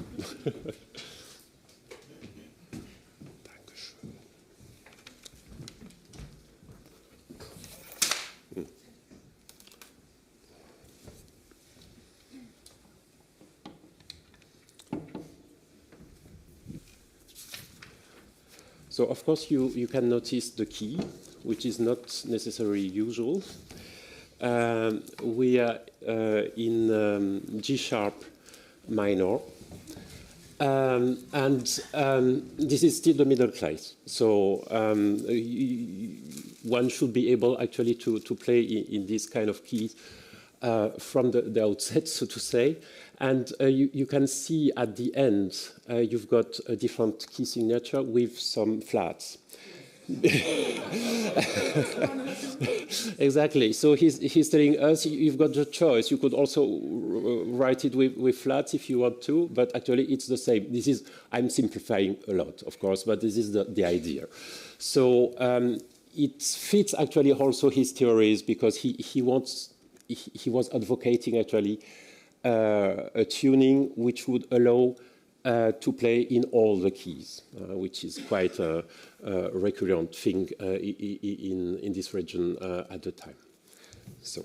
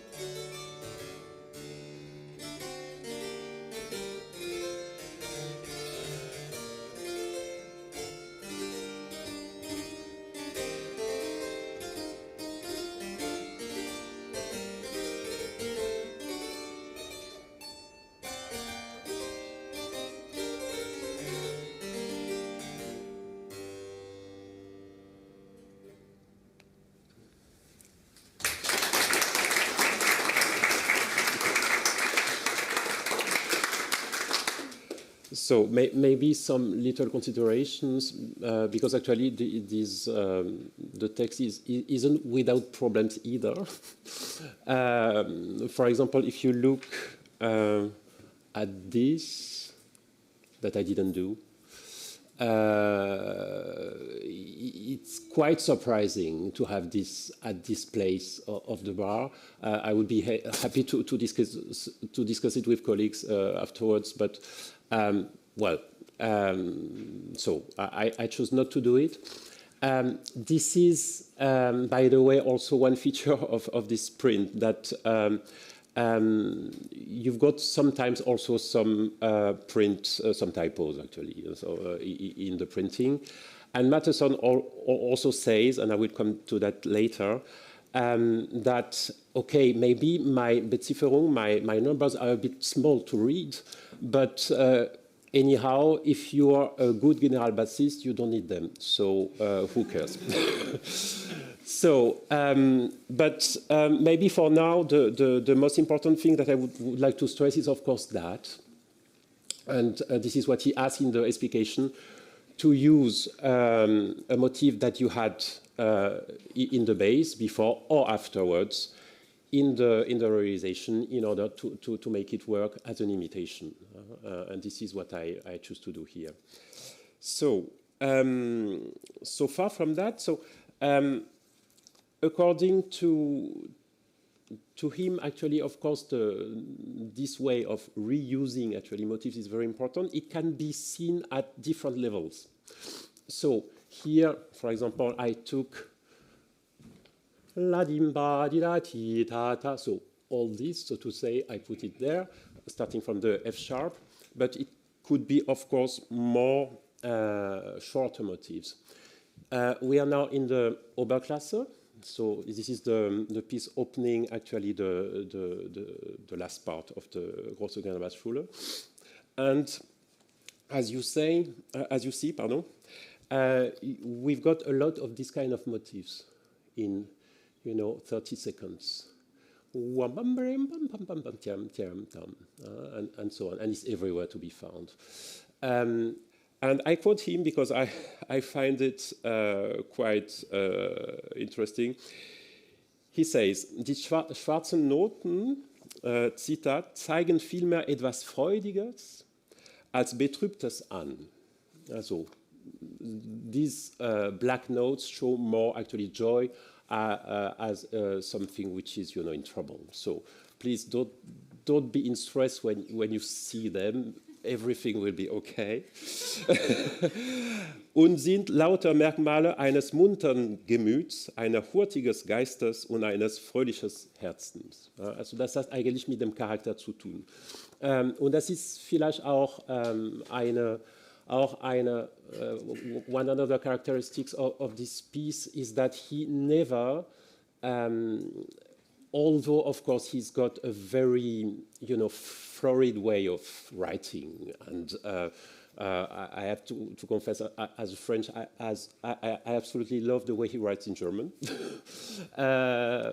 and he never loses actually the aim, which is to serve the affect.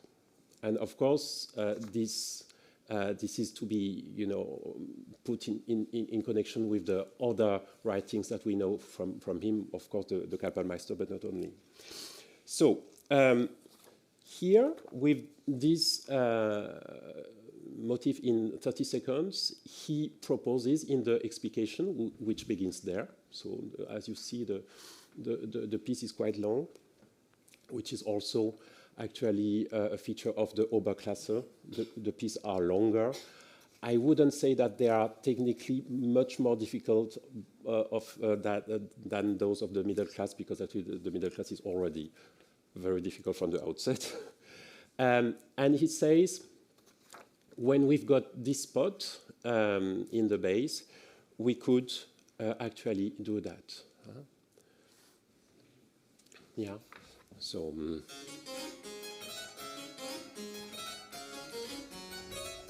and so on. This is a very usual thing that he asks us to do, actually. still in this idea to reuse the material that you have in the base, we've got this spot in the second page.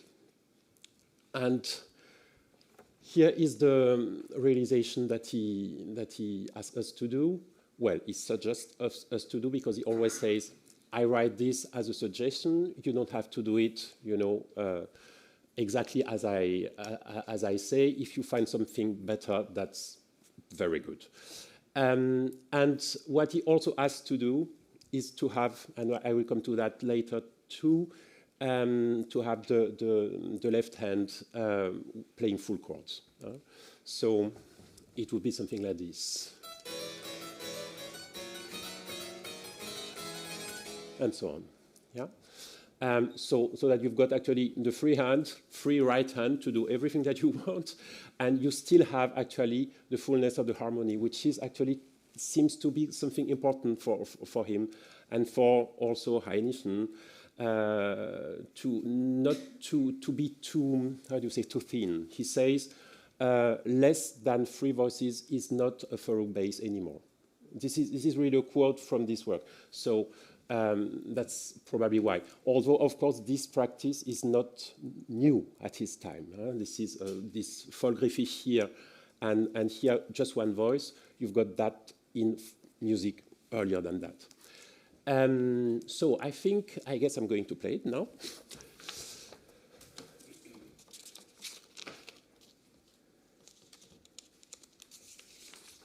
I'm going to put it for you.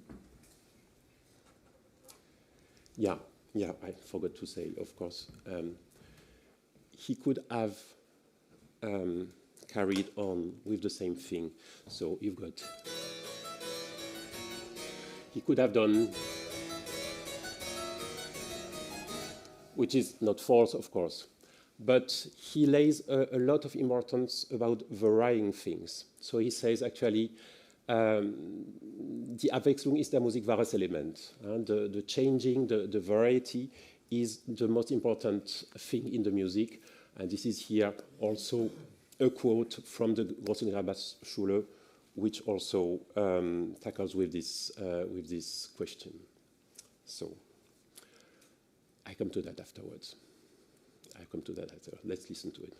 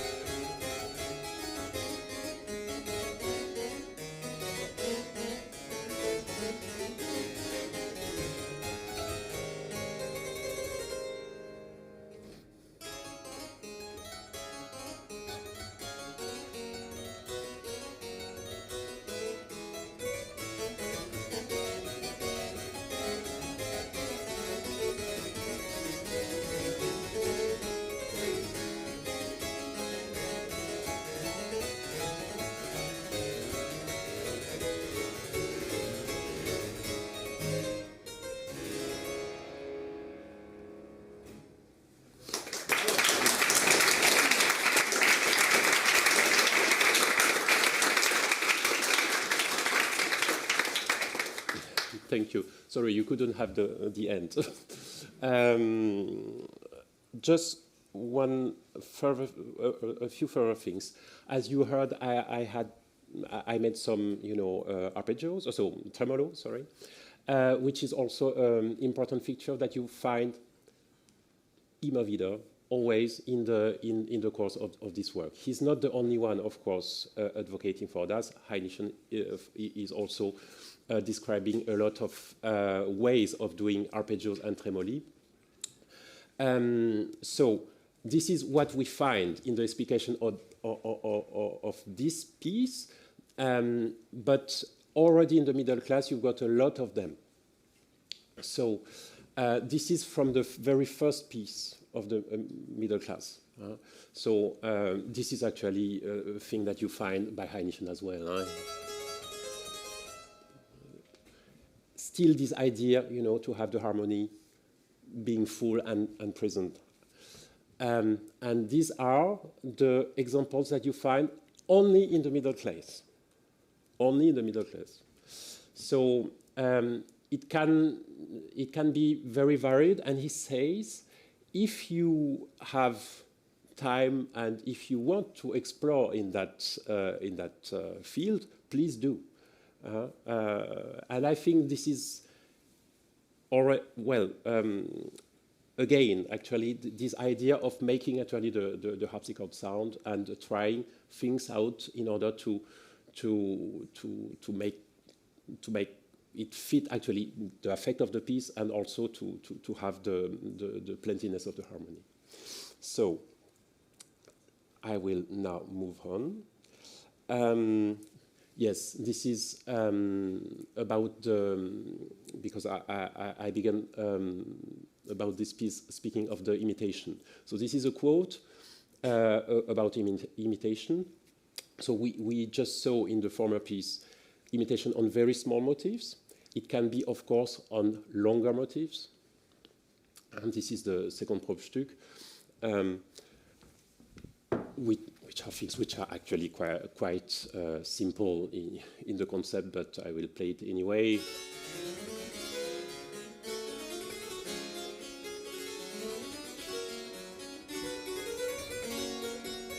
And so on, and we have to carry on that way.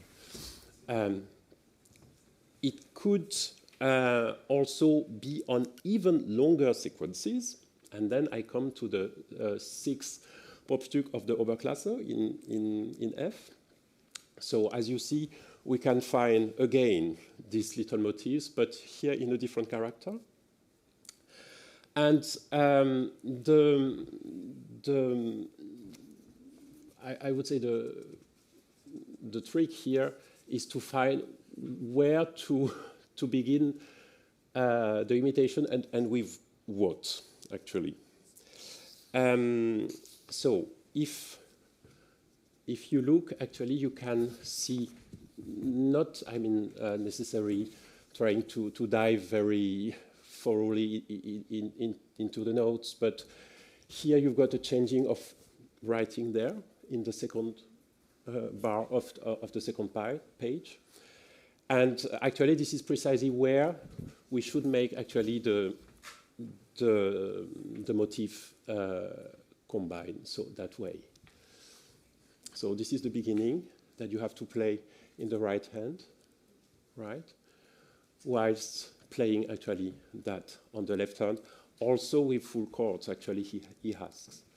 So basically, I don't know in how much it was possible, and I think it was still possible for the people of that time to have such, to be able to actually to foresee what they would be willing to do in the course of the piece. Okay, that fits here, so I can put that there. Of course, it seems, of course, for us maybe today not immediately obvious, but I think this is things that one can learn. So I would suggest that we listen to that too.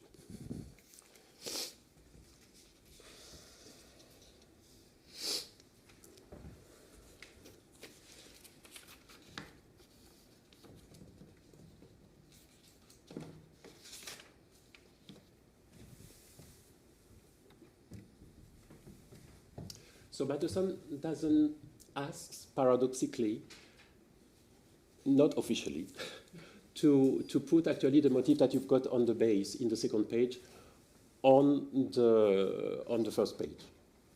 So I tried out just to explore to see if it's possible to do it, and actually it's mostly possible. So I would propose something, and we'll play that now.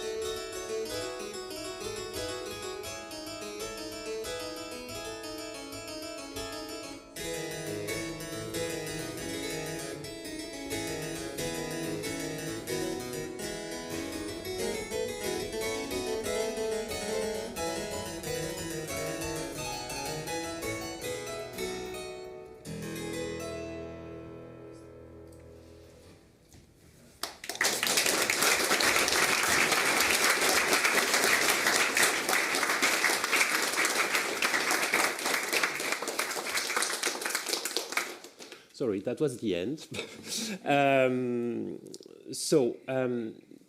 Yes, just a few further points. As you see here, suddenly you don't have, you've got a lot of rest actually in the bass. And he says actually one should actually use the material that you've got here in order to find some motifs here in order to get there.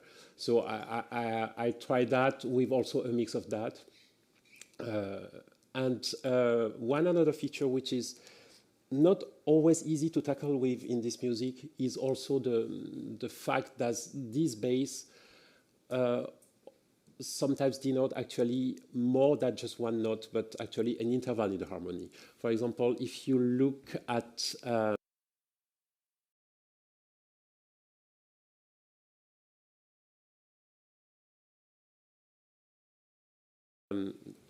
here, sorry. So you've got a polyphony, a hidden polyphony actually. Sorry, mi, do, sol, do, do. Pardon.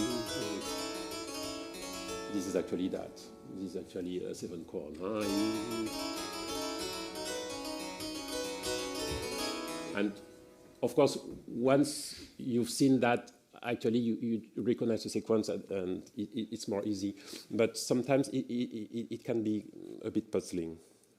So now I'm coming to another point of another feature of this work, and of Matheson's views on music, generally speaking. Yes. So he says, the one who can't speak, he can't sing. Well, he can even less sing. And who can't sing can't play. So this is a quite famous quote. But these kind of things you find also all the time in the Große Bachelor as well, like this. The art to do a good melody is actually the most essential in the music. So, and maybe one has to make a little stop now and to emphasize the fact that Matheson was also involved in the most furious fights of his time in music theory. He couldn't bear actually Rameau's views, for example, and he was really strongly advocating for the art of inventing good melodies and also for big intervals. Excuse me. This is also true even in the tremolo. He says if you've got a tremolo like this, it's not nice because it's too narrow. So he pleads for that with briefs, I would say, more. So in the fifth Probstück of the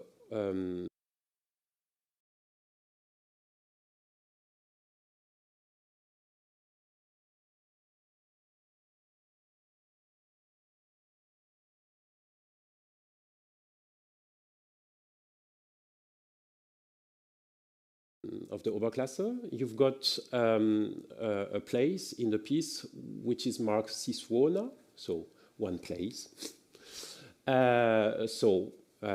Probably in the Italian style. He says one can't actually describe the way it should actually sound. It should actually sound the most natural and not forced at all. This is, for example, here a proposal. So actually the bass is there.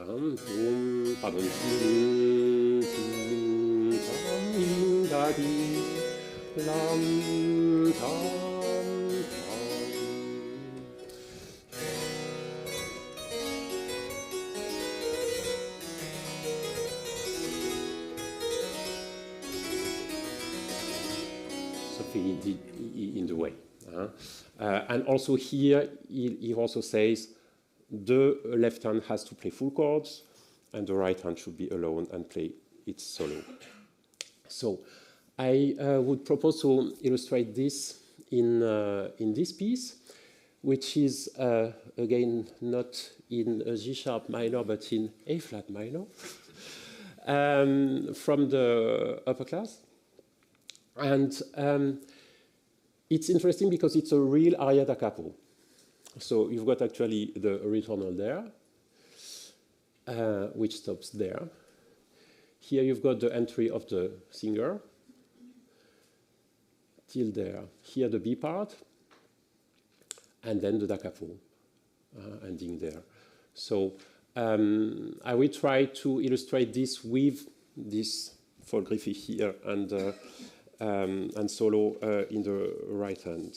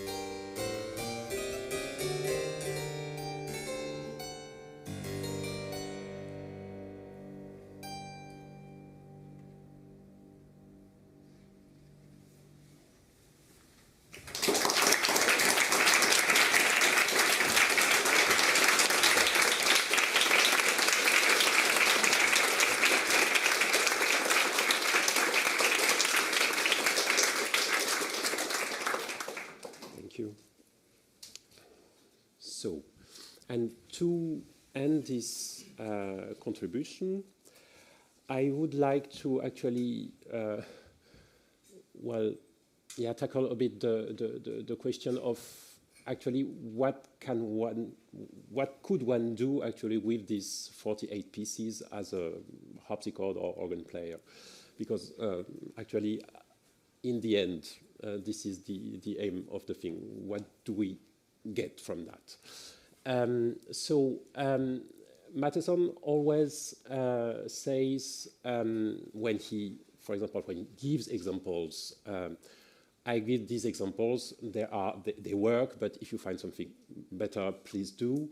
And he also quite regularly says, "I've said it one time, so I won't say it again." Of course, he says it again, but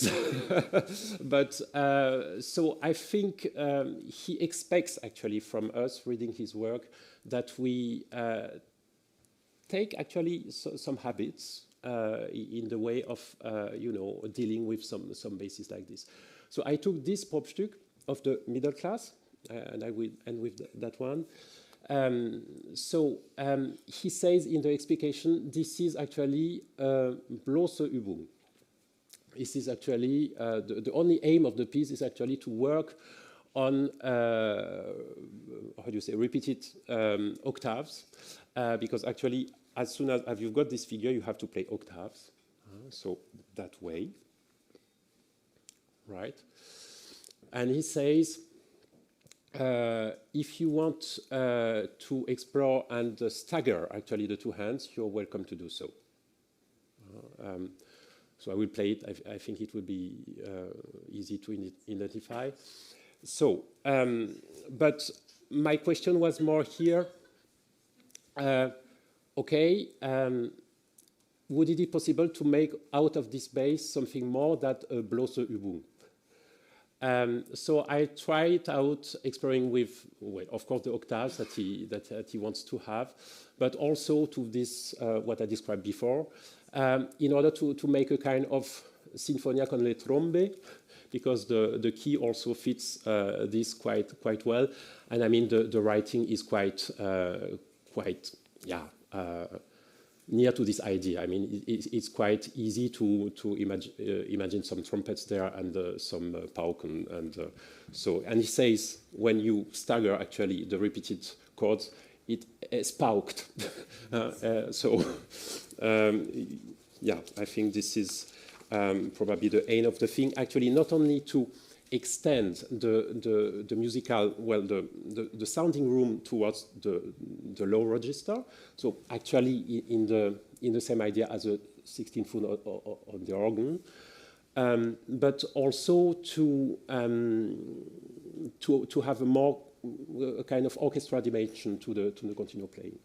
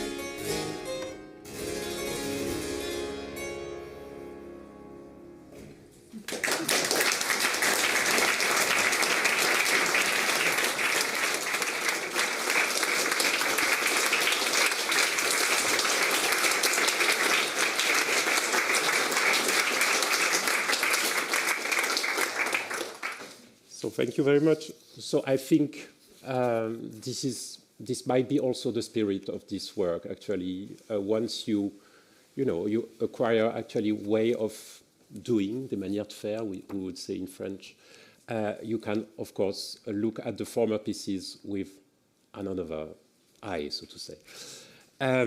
So that would be my contribution. I would just conclude on the idea that 8 years before the Vollkommene Kapellmeister, we're already there, actually, in the idea of the Vollkommene Klaviercentralist or the organist, because actually this is already composition in a way.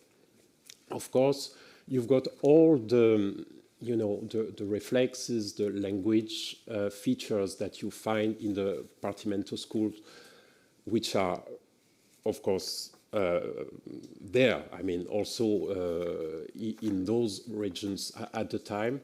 But I think these matters, this mixes, so to say, with a kind of organ, and I would say North German culture of the organ, which makes it quite particular.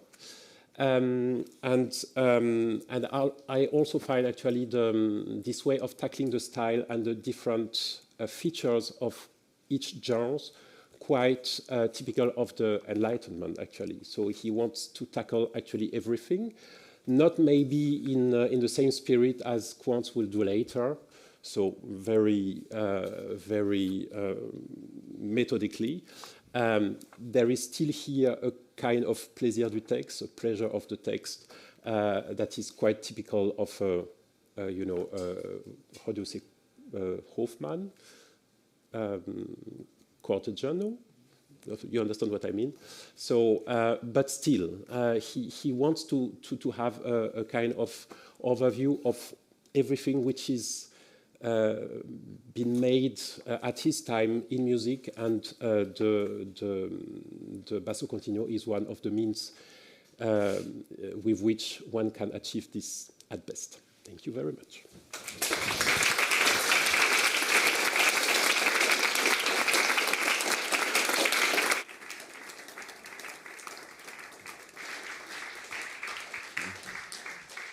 Yeah, thank you so much, Jean-Christophe, for this clear and vivid insight.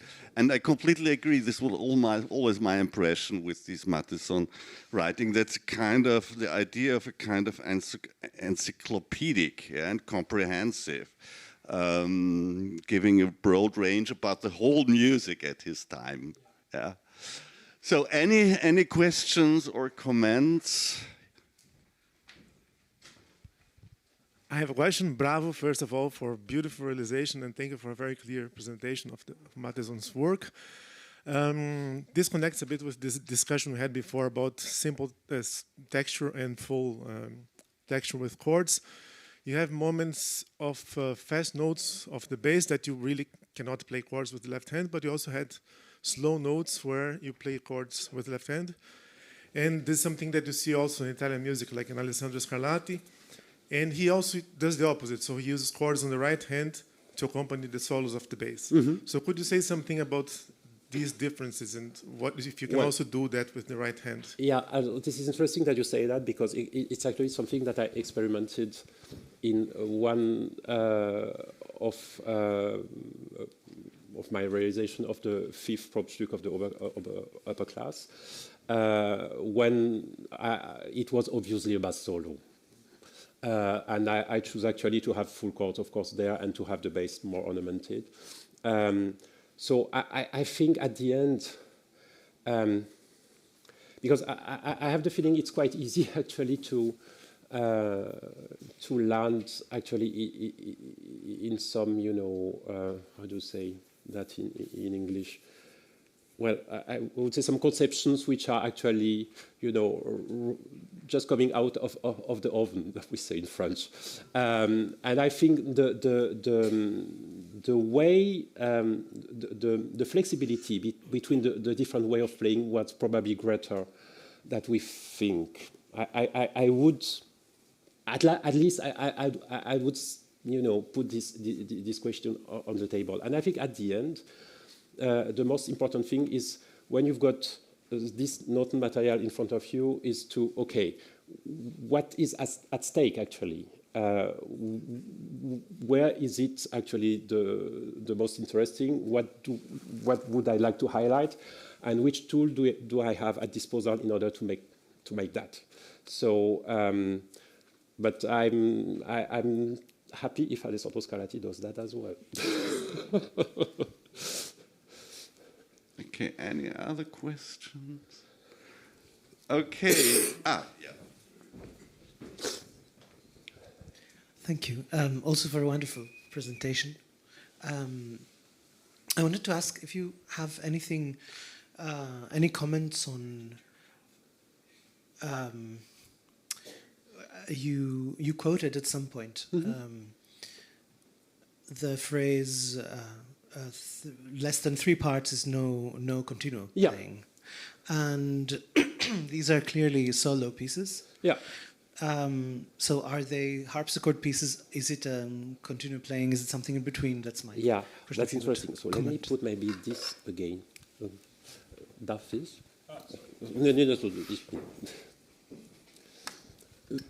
Because I think it would be easier to look at so it's for that.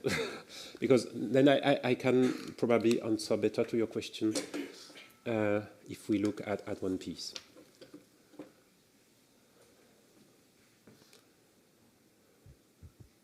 Yes, so let's do it like this.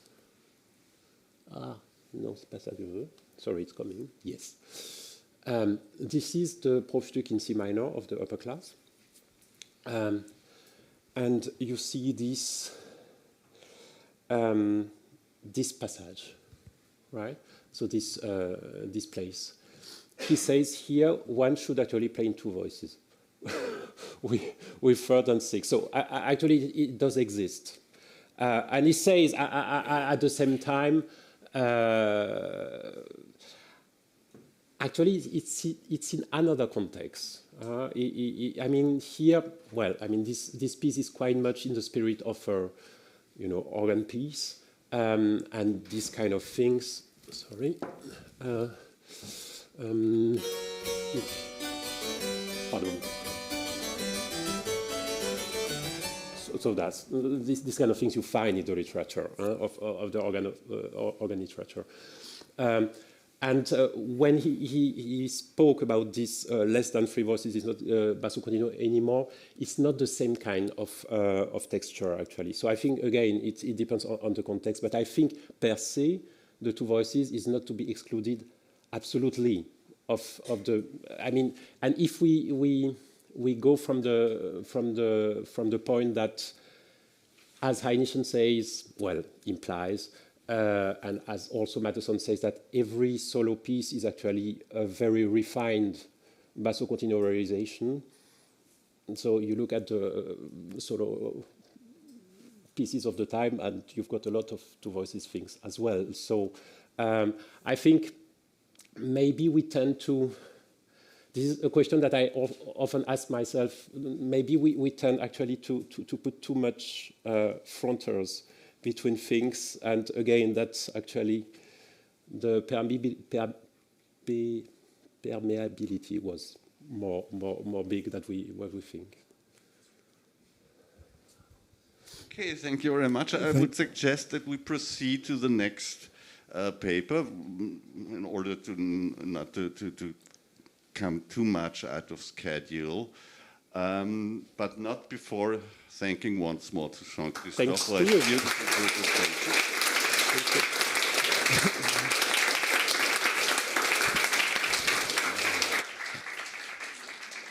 And I'd like to welcome our next speaker, who is Nils Pfeffer.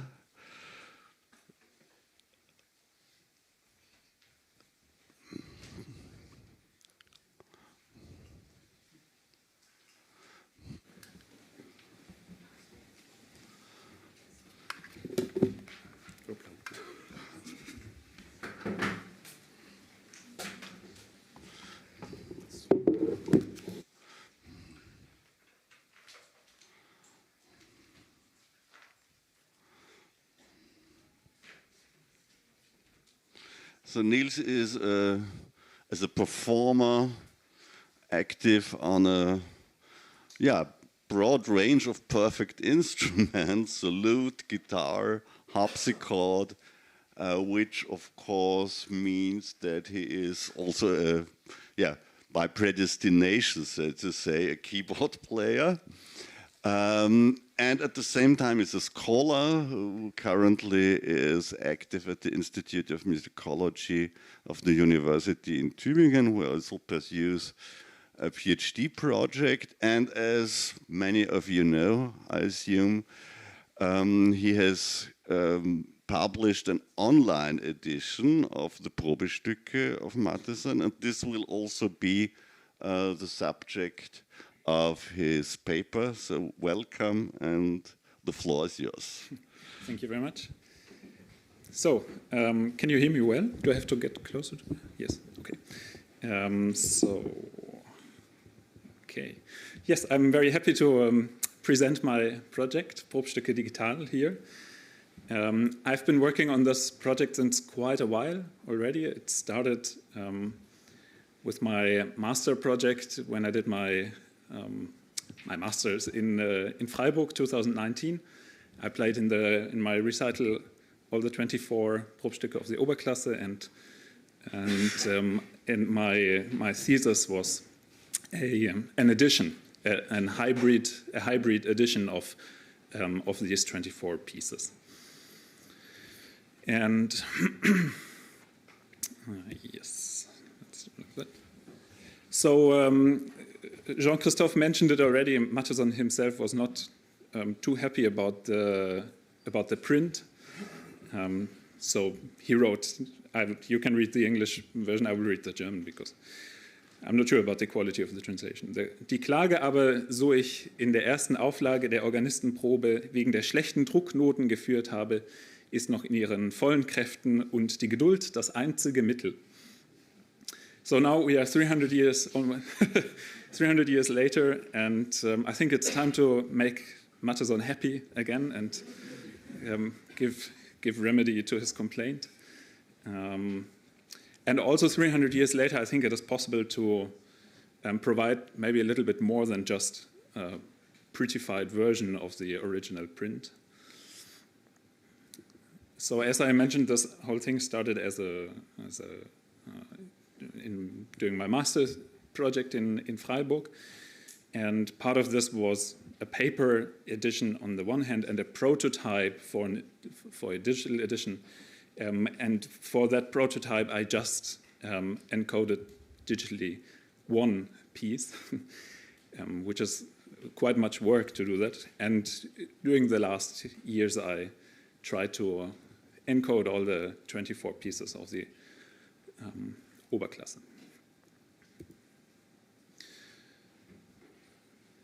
So when dealing with the Probstücke, there are certain problems. I think it came clear already when Jean-Christophe showed some examples. There's problems or needs which performers have, and there's needs which scholars have. For performers, one obstacle for many actually is the Fraktur typeface, which many find hard to read. Then there's the language, which is obviously beautiful, but still hard to understand, especially if you're not a native speaker. Then there are these references. In his Erläuterungen, Mattheson always references parts of the music, and often he counts his own bar numbers wrongly, and this can be quite confusing because you have to see what happened. And also the way he's referencing is often not too easy to understand because he has a special terminology and it can be a problem. Then there are the clefs, of course. They shouldn't be a problem for any of you here, but for many they are.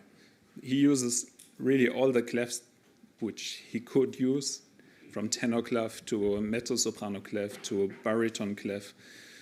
And last but not least, when you have the facsimile in front of you, there's absolutely no space where you could notate something, where you could do some sketches inside. There's no space to do your own notes. And then there are the needs of the scholars, or the problems of the scholars, the interests maybe, which is on the one hand a philological interest. As you know, there are two versions. There's the Exemplarische Organistenprobe published in 1719, and there's the later version, the Große Generalbassschule, published in 1731. And there are actually big differences in the texts, not in the music. The musical differences are marginal, I would say. There are some, but they're really hard to find also. But the texts he changed them a lot. And then there's the historical interest. When reading his Erläuterung, Matheson is often referring to some things which happened in the time and some fights he was involved in, some quarrels. And for us, it's often hard to understand what actually what he means, what he's referring to. Yes, let's jump that. So I created a little wish list for what an edition should include. First of all, we want to have links, links from the text to the music, so that you can easily jump from the one place to the other place. And the links should be in both directions, so you can see when he writes something on a certain bar, you can get from there to the text, and you can get from the text to the music. Another thing on the wish list is to have to be able to embed the examples which he gives into the score. So he has the Erläuterung, and there's some bars he shows 2 bars, and it would be very nice if we could include that into the score itself. So score plus example should give that kind of thing.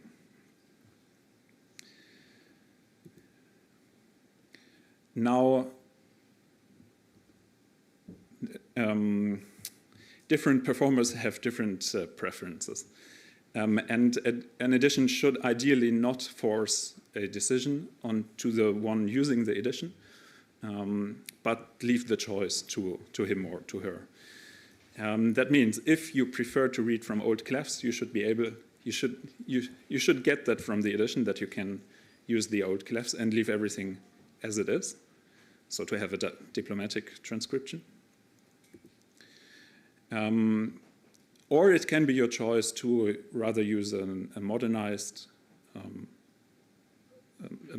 to modernize the music, which means that there are editorial corrections included, that you can use modern clefs if you wish so, that the use of accidentals follows modern rules, so they are non-repeating. An accidental appears just once in the bar and counts for the rest of the bar, or including cautionary accidentals. The figured bass could be regularized, so that it always follows the same kind of scheme. Now, early music performers have usually trust issues for a good reason. Trust issues in editions, not in general.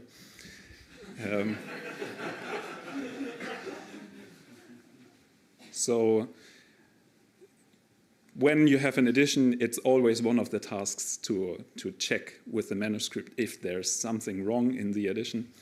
And editions are never completely perfect, and it's such a big amount of data that it's virtually impossible not to make any mistakes. So it would be very practical that you can see right at the spot what the facsimile looks like. So linked facsimile snippets on measure level. And I mentioned that in the problems already. There's no space to notate anything. It would be great if you could add an arbitrary amount of empty staves above the music so that you can notate as much whatever you like into the music. I'm actually considering, this is a little side note, that it probably should be also possible to have additional staves below the bass, not just above the staves, because Matheson sometimes he talks about Grundnoten, which are a kind of fundamental note, and the bass itself is just an ornamented, diminished version of that bass. So that could be a practical feature. Yeah, this is just a little example of how that could be used. This is my my sketches for realizations of the 22nd Probstück. I actually ran out of space. I thought 4 lines would have been enough, so I had to use the line below, but it's supposed to be above.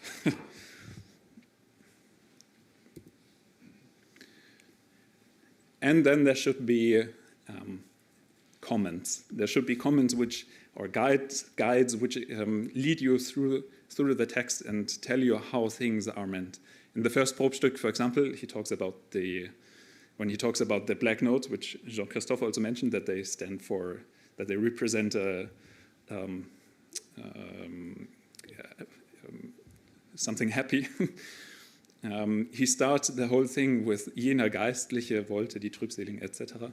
And he is actually referring to things that happened in Hamburg meanwhile, because that person, I can't read, Samuel von Buchkowski, published a collection where he brings that, where he mentions that simile which he's talking about here. So this doesn't come from anywhere, but this jener Geistliche is actually referring to some historical things that happened in the time. And there should be translations. Originally, I said it's often hard to get, even for native speakers, and at least an English translation is certainly helpful. Ideally, of course, translations into other languages as well. So at that point, I'd like to give a very quick tour, live tour. I hope that will work. Oops, okay, you're not supposed to see that. Anyways.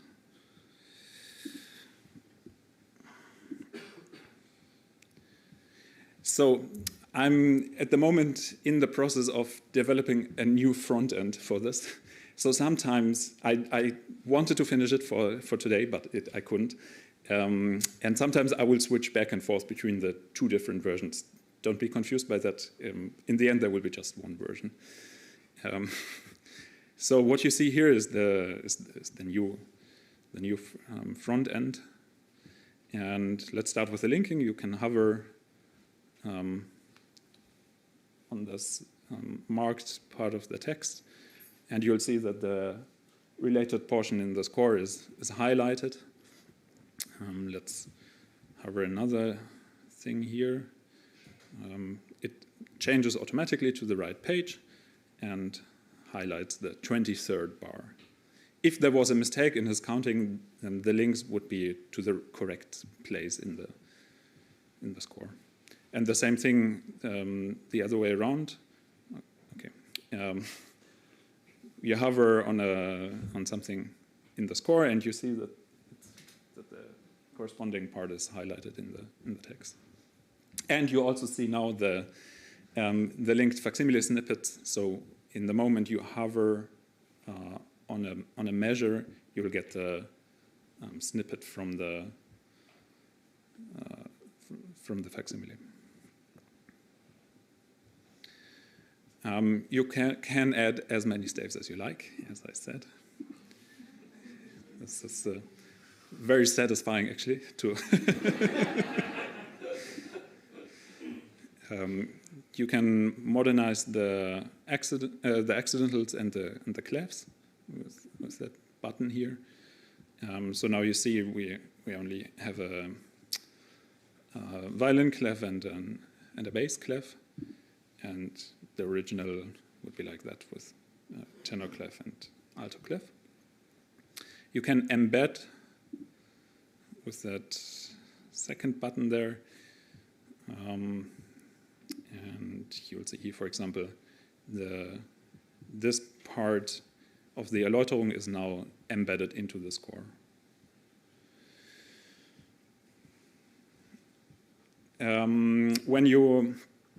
If you still prefer working on paper, especially when you want to write down something, that is probably the case, or with your iPad, you can export the whole thing using this download button, and you can even choose the format you'd prefer. If you prefer landscape or portrait, whatever, there's a bunch of options.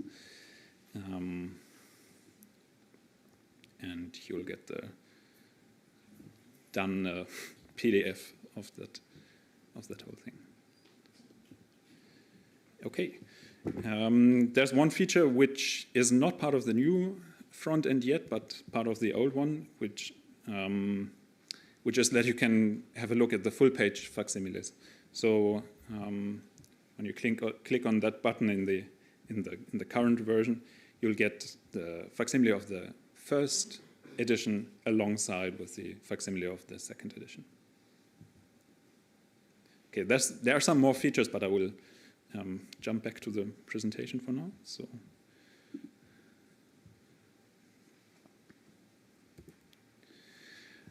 at this point, I would like to give a very quick introduction on how this is done technically, without going into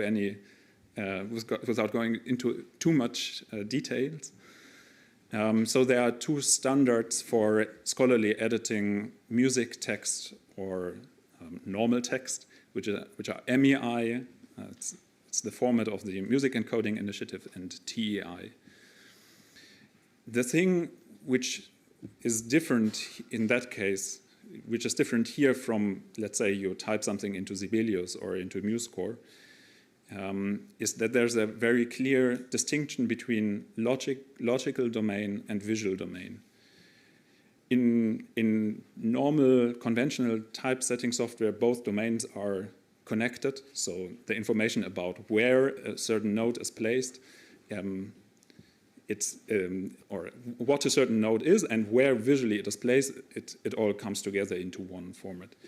In the case of MEI, those two things are separated. There's a logical domain and there's a visual domain. And we don't really care about the visual domain. We don't really care, at least in the case of a digital edition, where exactly the figure is placed. This can be done by software. We can calculate about where the optimal placement of a figure could be. We only care about the logical domain, so about the hard information, which pitch, which octave, and which duration a note has. And where it is placed, that's none of our business. This is part of a rendering process, which has nothing to do with it. And the most important thing now is that all these objects, notes, measures, staves, they have IDs, and we can use those IDs to do cross-references, to reference from the text to the score or from the score to wherever. So there's an endless possibility of linking things, linking objects with each other, and objects can be literally everything. It can be a word, it can be a letter, it can be a full text, it can be an image, it can be a part of an image, a note, a measure, whatsoever. This is a more complex example of what you can do when encoding those things digitally. You don't really have to understand the code, but just so you get an idea of how those things look like, this part of the code encodes two different readings. The first reading, which is the second edition, figures a 6. So that means there's the figure 6.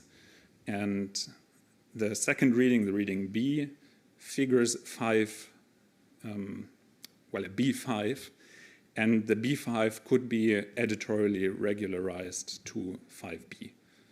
So this is how the data is actually looking like, what we're dealing with. And what you see is just a beautiful version of that. Turned into something we can read and we can understand. So there's the digital encoding, and you can have as many different presentations of that encoding as you like, but the data always remains the same.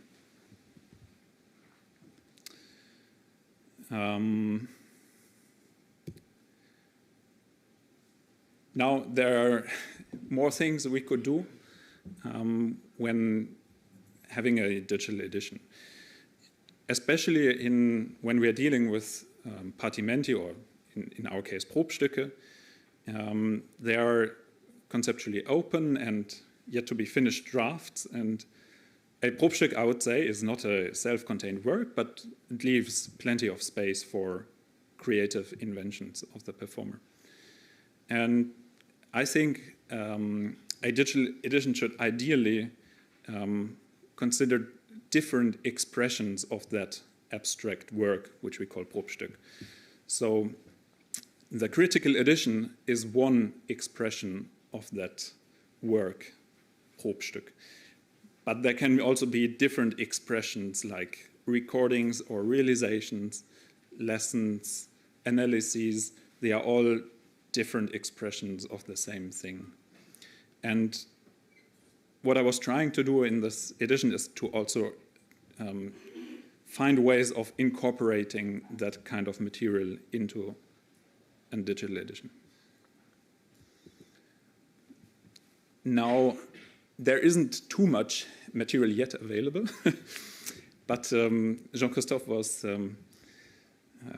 kind enough to send me, or to provide his realization of the fourth Probstück of the Oberklasse, which you can have a quick look at. Okay, didn't crash. So that there's nothing particularly interesting to see. Of course, the realization is very interesting from a technical viewpoint, but that could be just one expression of the work, which is of the abstract work, fourth Probstück of the Oberklasse. Another more experimental kind of thing which I was trying to incorporate, I'm not sure if that's I think it's an interesting experiment, is to have transcribed lessons. So when preparing for my master recital, I had many lessons with different teachers, including, of course, Robert Hill, my teacher back then in Freiburg, and I recorded these lessons and I did transcriptions of these lessons because there were many interesting things happening, in my opinion. Very interesting ideas were coming up about how things could be realized, and I think it's something that should be shared and not stay a private knowledge which just remains in one room for a short moment and then it vanishes. Yes. And there are also audio examples of that lesson, which I will not play now, but you can do that if you like.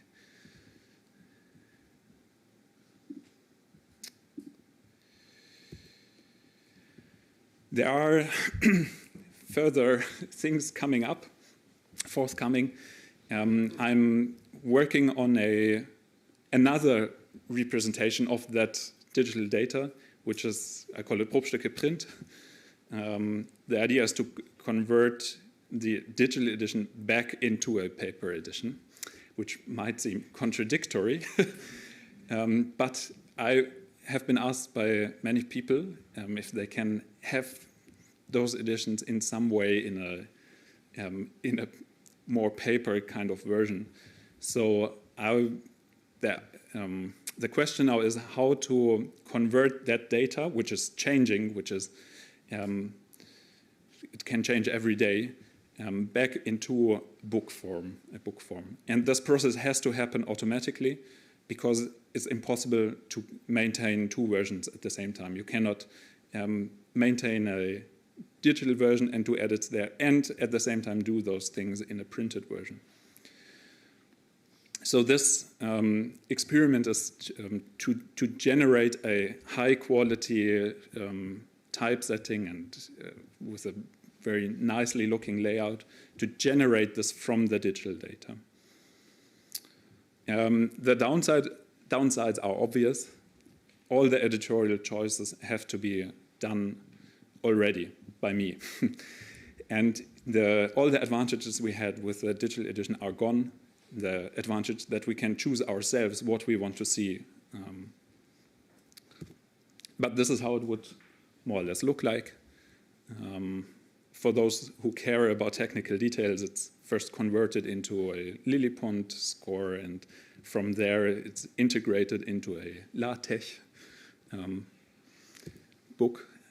And this is how the text would look like. I'm not sure if you can see it, but you see on the left side there's the German text, and it's aligned to the translation on the right side. And all the editorial comments are inserted as footnotes. There's something else I'm working on, which I'm not sure if that's the right term. I call it index of techniques. So I think it would be very great to have kind of a cross-section of the different techniques, which basso continuo techniques, which Matheson proposes, which Jean-Christophe, you showed them already. So to have kind of a catalog of the arpeggiation figures, to have a catalog of things he suggests continuously, imitations, melodic lines, left-hand octaves, and so on. This project is open source. If you have a thing for technical things, you can view the encodings. You can actually also edit them online. You can the code for the front end is also available online. And this is the thing which is it should be an invitation. Contributions are highly welcome. So at this point, it's mostly just the digital edition. But as I said, I'd like to collect material around these Probstücke, which means realizations, translations, or analyses, or whatever. And all kinds of contributions are warmly welcome. This is really not a it shouldn't be a private project of mine, but I want to share it to the world, and I have the idea that it kind of grows by itself. Yes. So to end, we now have the year 2024. We live in a digital age, and I think it's time that we think about how material can be exchanged and how it can be shared in the best possible way. And also, I think, in my opinion, 2024, there isn't really an excuse anymore to publish things only on paper. In my opinion, this is not we live in a new age. And we should use the possibilities which we have and find ways of using it for good. Yes. And if you have any ideas or wishes for what other features this thing could have, I'm very glad about any suggestions. Thank you very much.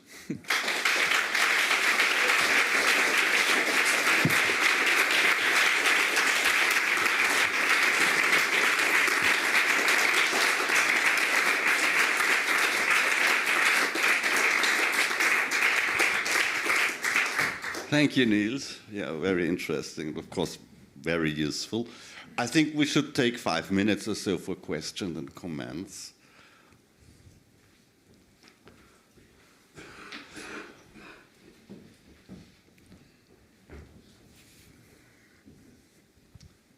Hello, thank you for the presentation. Just one thing out of curiosity, I've never looked into Matheson, but we've heard before that he didn't like Rameau, and you mentioned that he sometimes uses Grundtonen. So I was curious pedagogically what it would mean for him. So I assume that the Grundtonen refers to the basso fondamentale. Yeah. So Rameau is kind of a thing. I think that so Matheson and Rameau, they're kind of famous because Matheson says in some point that Rameau understood everything wrong. That Rameau thinks that everything is meant in chords and in harmonies, and Matheson says it's all nonsense. The melody is the main thing we should think about, and not the harmony. And what they both refer to different things when they talk about Grundtöne.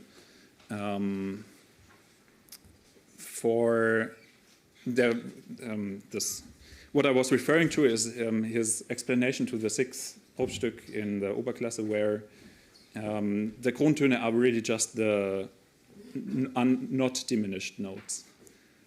So a 6th chord could be a Grundton. Exactly, and I think Matheson wouldn't really approve any kind of Rameau thought in his musical writing. I mean, I understood it correctly. The musical text itself poses no real philological problems. The musical text, rarely. There are, I mean, of course, when you go into detail, things happen, and there are differences. There are sometimes different figures, but it's not to an extreme amount. And there are also different versions in the same. So, for example, the print of 1731, there are different versions of that print, and there are sometimes slight differences, but it's once per year you discover one other figure. So, and also when it comes to the accidentals, because I recall what Jean-Christophe said in this one piece where you have this perhaps doubtful accidental. That would be very interesting. It's from the middle class, unfortunately, so I didn't have a look at that. No problem. But it could be. Maybe there's a version without that. Okay. Yeah.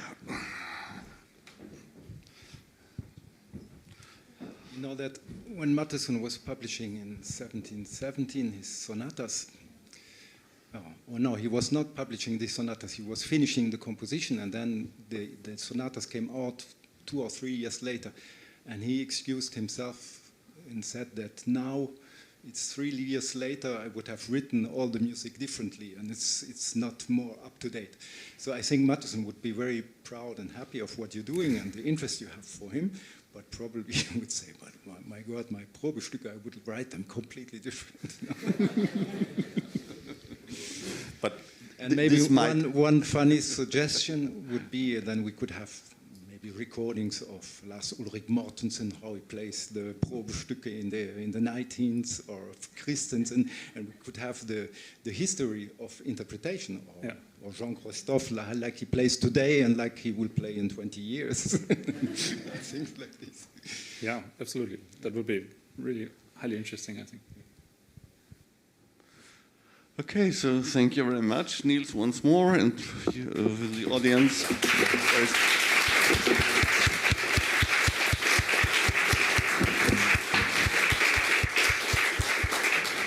And we now go into a short break. When should we restart, Augusto? What do you think? So it's up to you to decide.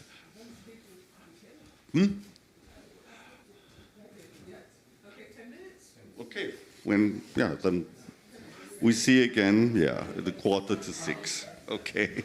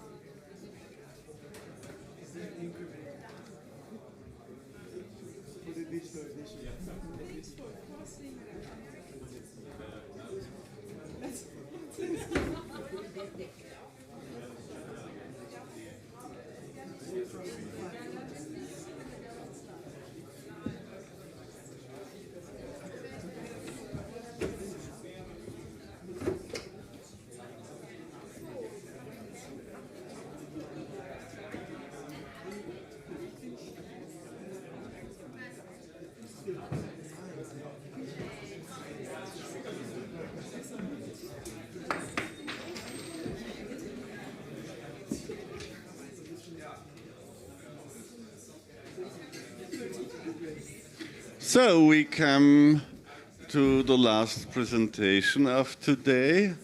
Augusta asked me to point to the Wi-Fi password, which is a little bit hidden, but you find it on the sheet next to the door. So if you don't have it yet, you can see it here. Okay, I'd like to welcome our last two speakers for a presentation which they will make jointly. Markus Schwenkreis and Dirk Börner. Both of them share a common interest, which is historical improvisation, a field which both teach at the Schola Cantorum Basiliensis, and Dirk Börner also is in addition active as a teacher at the Conservatoire National Supérieur in Lyon. Of course, besides activities as organist and harpsichordist, several respects ensembles, and Markus Schwenkreis is also organist at the Dome of Arlesheim with this wonderful Silbermann organ, which you know perhaps.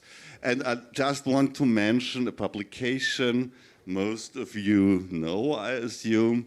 That's a publication which was brought out 6 years or so ago by Markus Schwenkreis in this publication series of the Schola Cantorum Compendium Improvisation, Fantasieren nach historischen Quellen des 17. und 18. Jahrhunderts, which is a fundamental, a very comprehensive survey on the subject.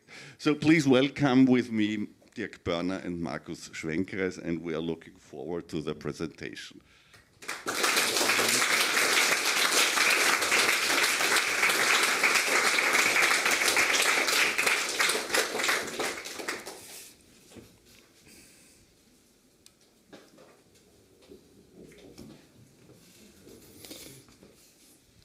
Thank you very much for the greeting and especially for the kind invitation for today and for these days.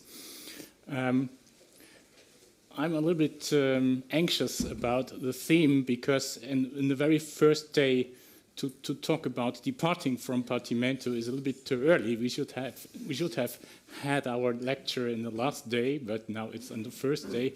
But fortunately, there were a lot of discussions already after the presentation of Robert Gördingen, which were pointing in the same direction. So it's not so strange, really, to think about what's happening if the Partimento's training wheels are switched off. And this is also the topic of our presentation. We are reflecting a little bit how we can use Partimenti from Kirchhoff, but also from Fedele Fenaroli to learn improvising and to learn to compose. And I think one of the most important things to do this is really to start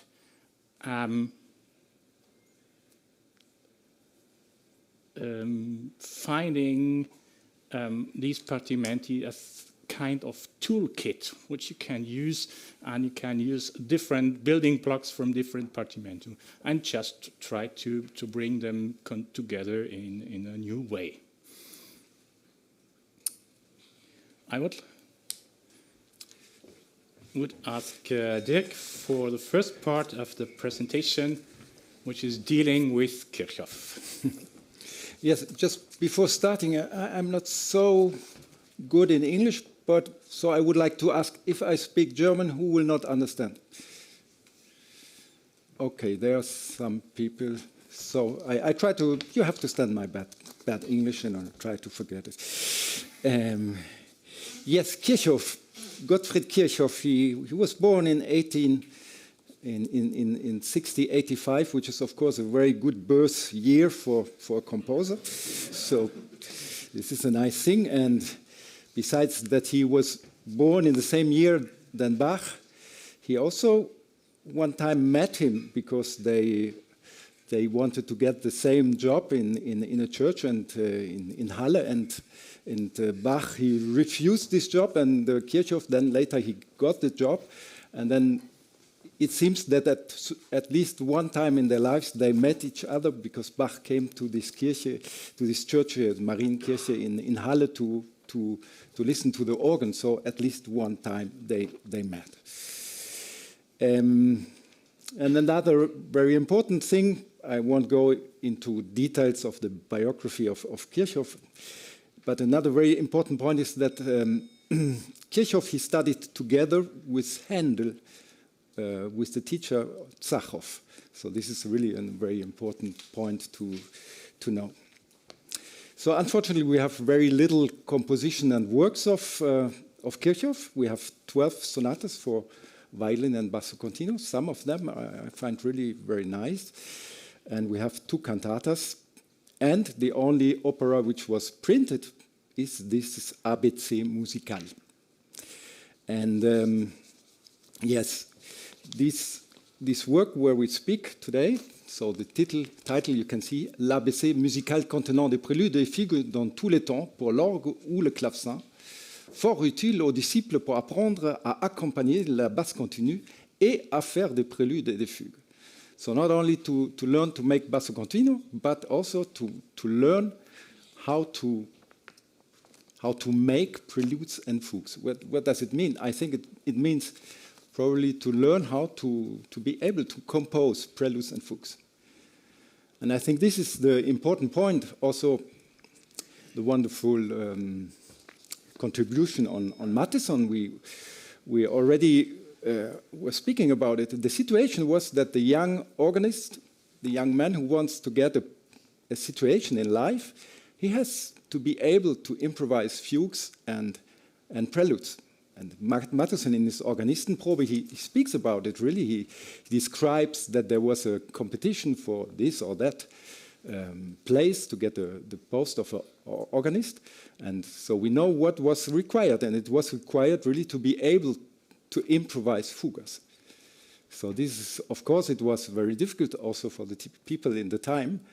And so then there are different ways to come to this point to be able to do this. One way was maybe studying all the Probestücke of Matheson. And another very nice way is here Kirchhoff, who teaches not only the Generalbass, but also the Fuga. So Fuga in form of partimento. And yes, I make it very short because I think most of you know it. The manuscript of this was lost very long time. Actually, we only knew that this collection exists because there were some mentions in books like, for instance, Abhandlung von der Fuge von Friedrich Wilhelm Marburg. And he writes, wenn der selige Herr Musikdirektor Kirchhoff aus Halle in seinen bekannten Fugen über alle 24 Töne die Gegenharmonien vermittels der Ziffern beständig angezeigt hat, so ist dieses deswegen geschehen, dass er seinen Schülern zugleich den Generalbass und die Art der verschiedenen Eintritte eines Fugensatzes beibrächte. Seine Absicht ist es nicht gewesen, diese flüchtigen Geburten als Muster einer wohl ausgearbeiteten Fuge auszugeben. This is slightly a little bit arrogant, so he says that Kirchhoff published this collection, but that his intention was not that these compositions very quickly made that they should count as real fugas. So we feel a little bit a sort of arrogance of Marburg. But once again, we have to think about the situation. There were not only people like Bach, but there were normal people like me and you who wanted to learn how to make a fuga. So we are not all genius, and so we need a way to do this. And I think Kirchhoff is a quite nice way, especially when we try to take the term of partimento not too closely, but as we know, partimento can be a lot of things. Can be a wonderful composition, an art composition, can be an exercise, and it's all this in the same time. So let's be a little bit free in our use of partimento. Okay, but this is enough as an introduction to Kirchhoff. I would like to have a look on the prelude and fuga in G major, which is, in my sense, a very nice composition, and I would like to show several things. First thing, you see a first phrase, and this first phrase then ends in G, and then it's repeated exactly in D. And it's repeated several ways, then with small modifications. This is very typical for a lot of the pieces of Kirchhoff. So we have a sort of ritornello. And the question is, maybe it's a little bit strange to play the composition like it is written there, and then we end with a cadence in G, and then pop, we do the same thing in D and in another tonality. So we don't know nothing about it. It's not like Matheson that we have nice commentary in bar 6, do this and do that. So here we are completely free. So one of our ideas we developed a little bit together in Basel is that if we have a situation like this, maybe we could add something, because it seems a little bit like a rondo or concerto, and maybe it would be nice at least to play a small transition or to even to improvise some new bars. Then the next thing, which is very typical and very nice, which I like in Kirchhoff, because I think he was a nice pedagogue, because he always shows some very systematic things. So, as of course here you can see in this partimento, we have the progression of the rising fifths. The rising fifths in major. So he goes from G to D, and if I play the simplified bass of the beginning, it's just and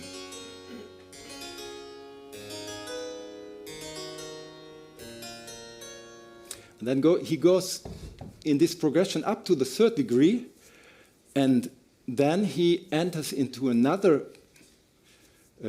progression, and he enters in this progression because it's the danger. If you improvise, you know this progression, it's very nice to use it, but it's very easy that you go too far. Mit dem Quintstieg kann man sich versteigen. Ne? Also it's so you have to know where to keep this, and it's a traditional place of the quintfile to stop it is really on the third degree.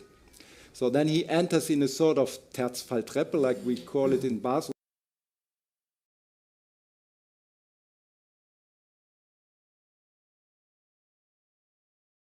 Like a stair going down by thirds.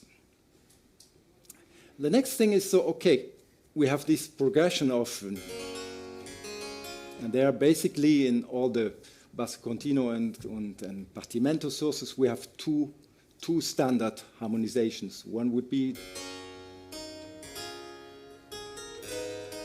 of course, with the 5/6 progression. Or the other possibility could be with a suspension of the fourth.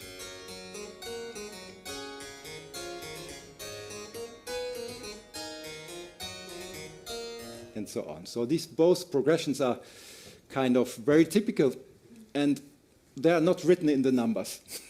So it's the first thing, you have to be a little bit free with the numbers. Also, I'm not sure that the numbers are really of Kirchhoff. Maybe somebody knows more about this. I didn't search about this, but a lot of things which were published in Amsterdam, very often they were published also for for amateurs, and so it was necessary to add numbers anyway. So, like we know it from the Corelli edition, and so I think we can be doubtful that the numbers are of Kirchhoff. And anyway, I personally take the liberty when I teach or when I play to show on these progressions all the possible and typical suspensions. Yeah, another very typical thing would be on this.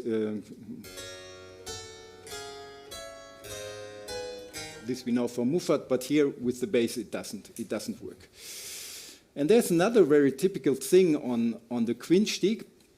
It is that in this progression very often we can use imitations. And actually it is amazing if you see this bass here, you could play the whole thing like a imitation in the fifth above.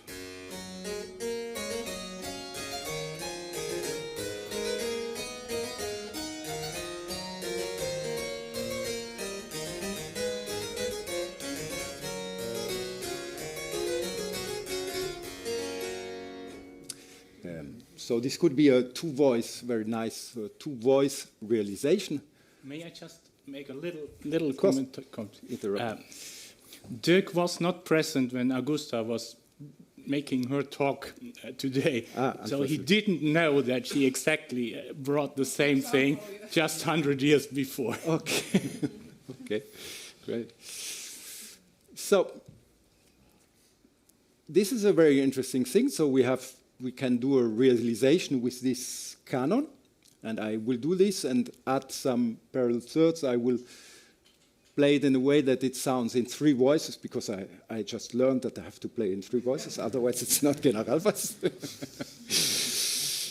And then it's also nice to have a general view on the tonality he's using. So the first phrase is in G in the first degree, then the next phrase is in D major in the fifth degree, and then he goes to the third degree, and then he goes to the sixth degree, and he ends with the third degree. As it is a form of da capo, this is a very typical thing we can find in a lot of arias in the Italian styles, that when we have a piece in major, then the B part very often ends on the third degree. So we learn also general things, how to compose a piece, how when we later on want to improvise ourselves and we don't know what should be the order of the tonalities, we could take these pieces as a model, which I find very nice.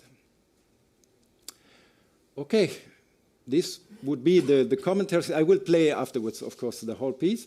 Now let's go a little bit to the fuga, and I try to give some commentaries. If you have a look on the fuga, maybe you could change now. Thank you. You see that there's a descending order of the entrances, which of course is mostly the case in Partimento fugas. And of course, Mr. Matteson, this time not Mr. Marburg, but Mr. Matteson, when he writes in his Der vollkommene Kapellmeister about einfachen Fugen, then he jokes a little bit. He says, okay, these organists who play everything in parallel thirds, and then for every entrance it's going down, down, always the theme is in the bass, never in the middle voice. Of course, he is a little bit joking about this. But yeah, let's always have in mind that the thing was meant to give tools to learn how to improvise a fugue. So it's already nice when you know this. If you know this, then don't rest on this, then try to change and try to learn how it could be the other way around. So you have to go a little bit, you can go a little bit farther. Maybe you could show some sketches of, for instance, I took some of the counterpoints of the first counterpoint Kirchhoff shows us when the theme is in the bass. Oh no, I have to probably to use this.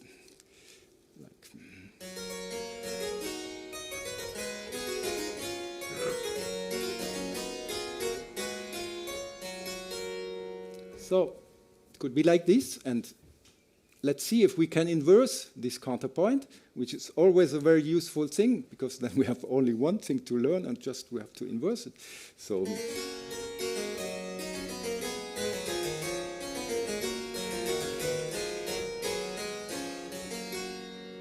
And of course, as we were reading in the Vollkommene Kapellmeister that Matthiesen says, oh, these organists never entrance in the middle voice, then we try to prepare something.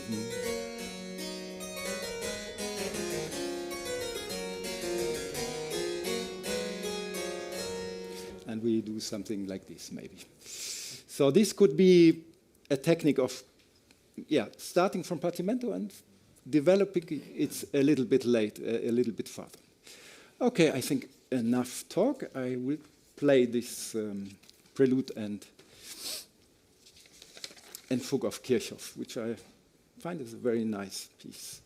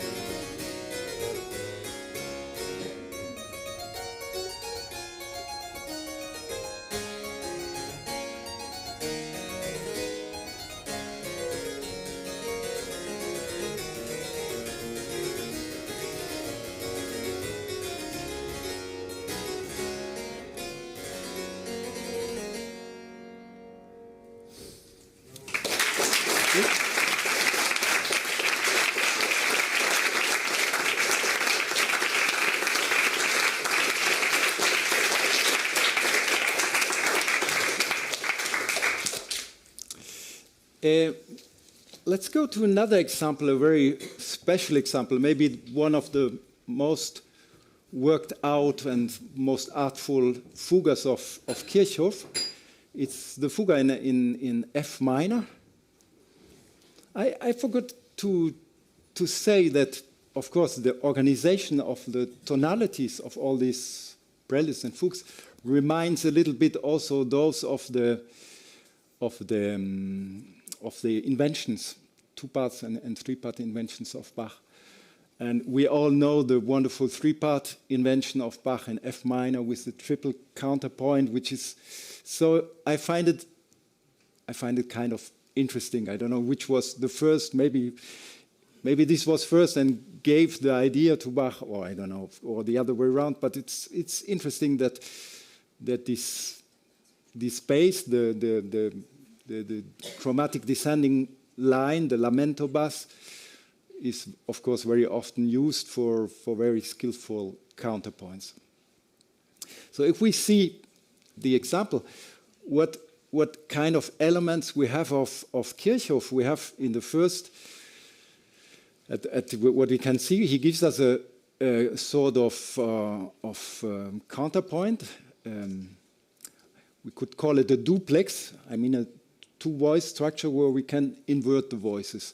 And this could be then the first point also when you work on that you just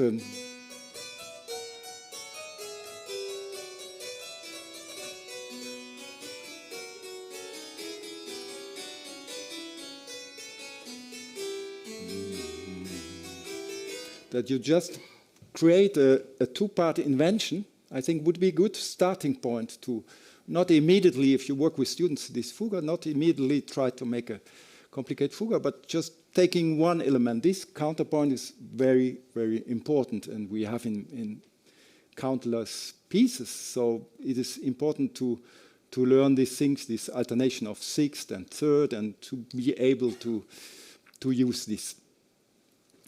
Then, of course, in the next step, we could ask, okay, we have the numbers.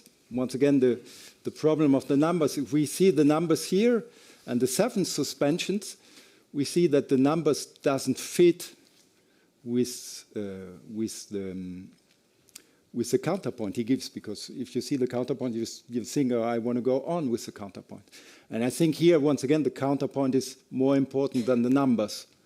Or we could, this is a very special thing, maybe, but I don't believe it, but it's...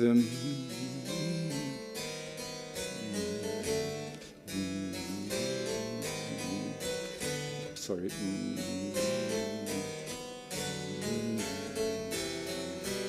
That he meant this suspension of the 6 and the 7. Here, I prepare correctly my 6th, and here in the upper voice, this 6th will become the 7th. So every voice does something very correct.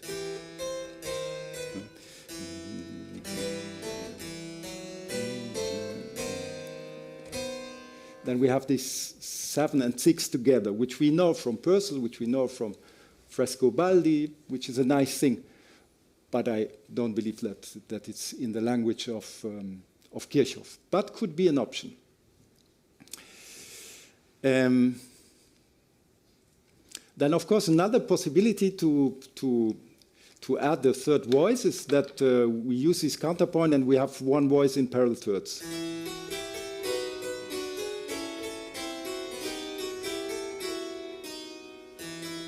And then, of course, we can inverse the voices. There are a lot of possibility.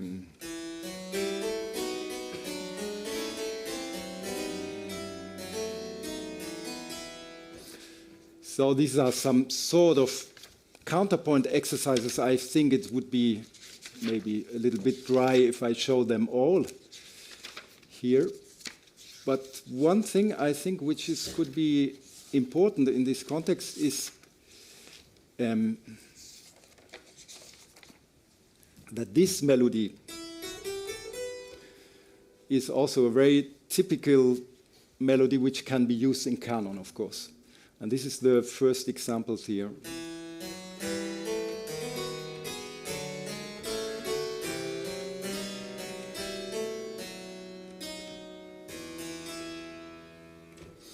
And And then you can, like we say, like we learned it, I think it was the word Rudolf Lutz was using, this kind of Deklinationsübung.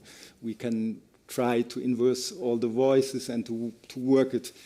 Would be maybe a little bit dry to show everything, but there are some combinations that work. Others, sometimes they don't work because they have a 4/6 chord, but this gives us a lot of vocabulary.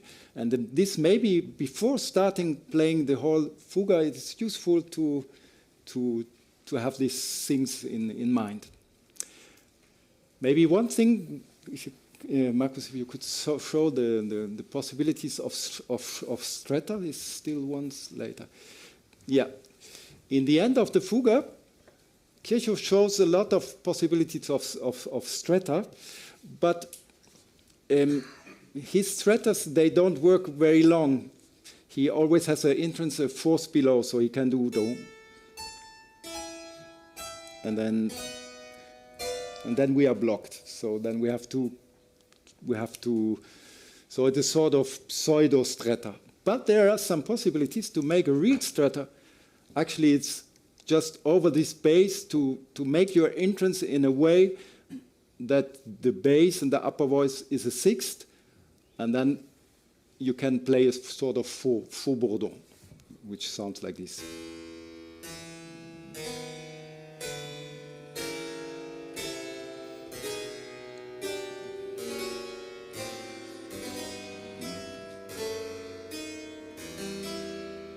Or another way of doing it would be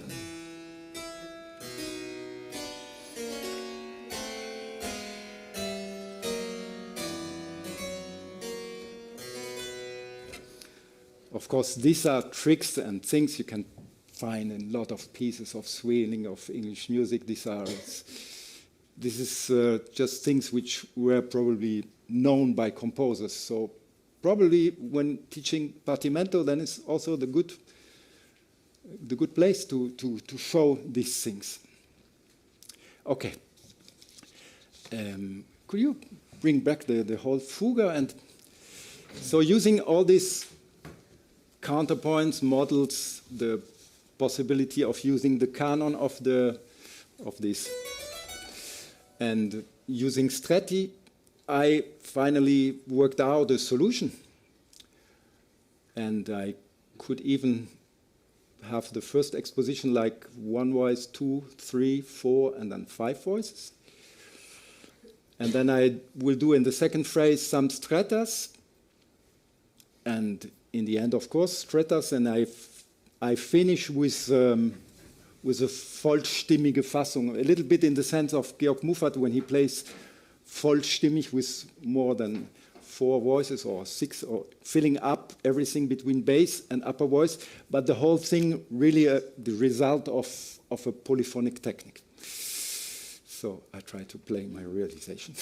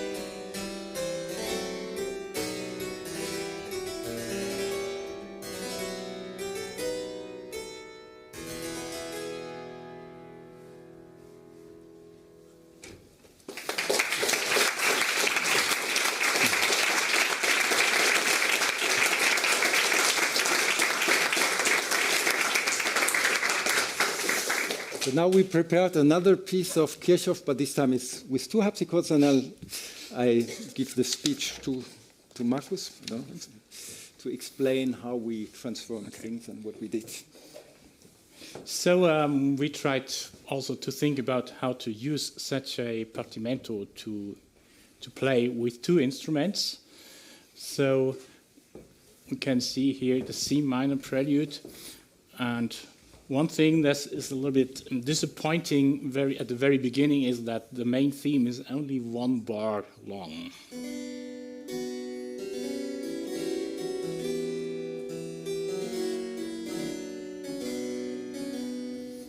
Which is returning later on in the second line.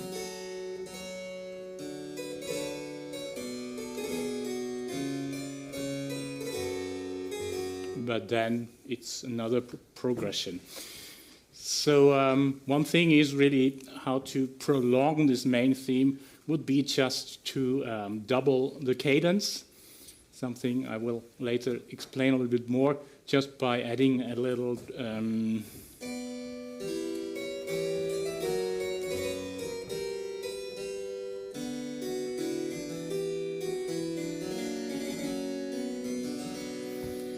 so that we really get a nice main theme that has a very nice phrasing.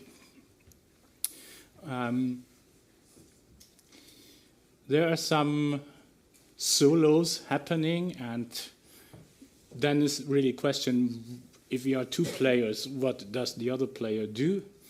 So for the first solo, we just decided that I could make an organ point to this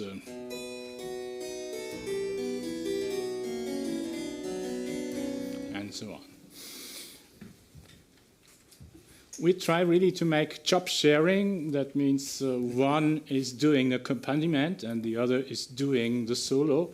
If you really want to do this with your colleagues, sometimes it's recommendable that not both are playing the bass line. It's always the problem if you do this that the bass is really hurt and the rest not. If you do this, this is a perfect exercise, because the one who has to do the solo, who has to do a melody solo, certainly at the first time will realize that it's very hard to play the solo without playing the bass at the same time.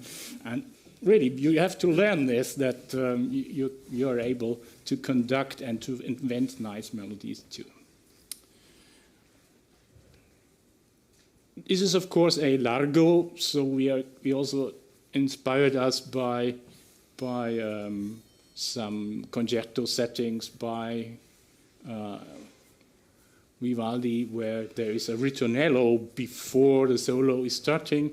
So I would also play a little unison or bass ritornello at the beginning and also then at the very end of the prelude. The fugue is always a problem, as we already mentioned with the partimento. We are going from the upper voice downstairs, and one entry, next entry, next entry, mostly 5 entries, one after the other, which is, of course, a little bit annoying. So a very good thing, really, to get rid of this hunt of entries, of course, is to bring in some interludes, as in any normal fugue is happening. This is not a crime to do also in this case. I'm not sure why they are always missing in the partimento fugues, because it's obvious that you can do them, of course.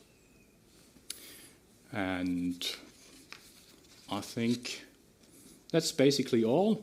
At the very end, we decided to make a little stretta. And of course, since I'm talking about Fenaroli, we will use the Fenaroli contribution to Robert, this type of this schema to make a little stretta on the theme of the fugue.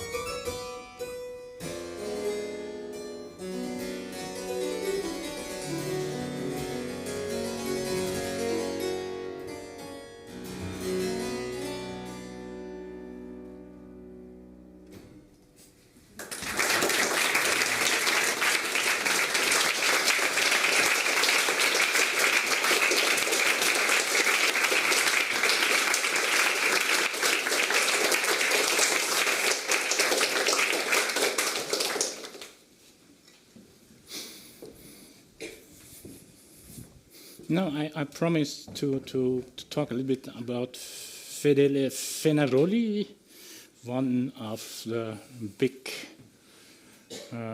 most important names in the Partimento world.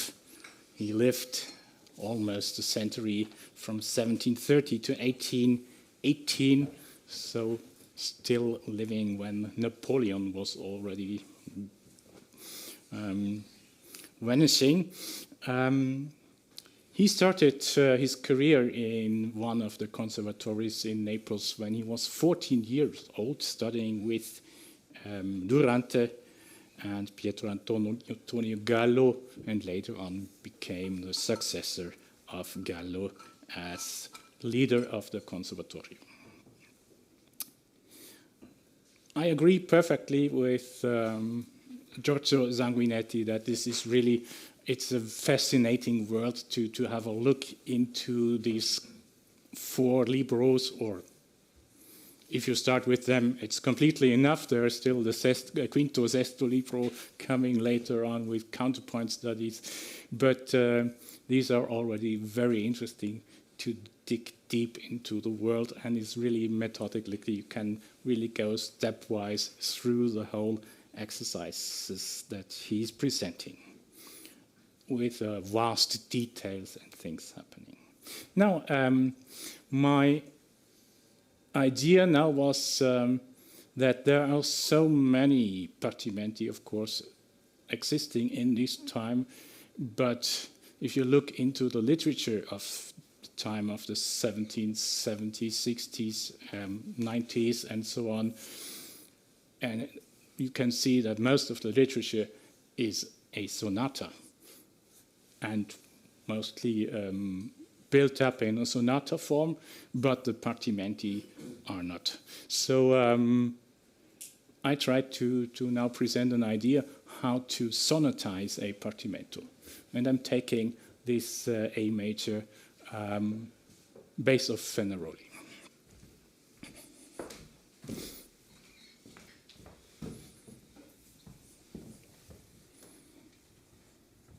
I'm taking an idea from Corelli, from one of his sonatas, to adorn this little special type of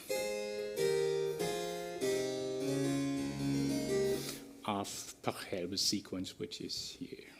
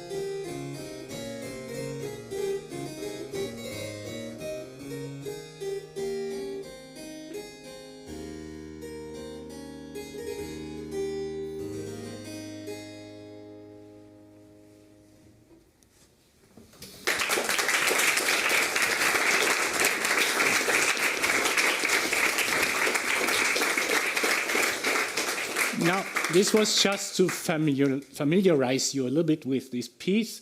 You can see the building blocks that are returning in different keys. Now, how to make a sonata out of it?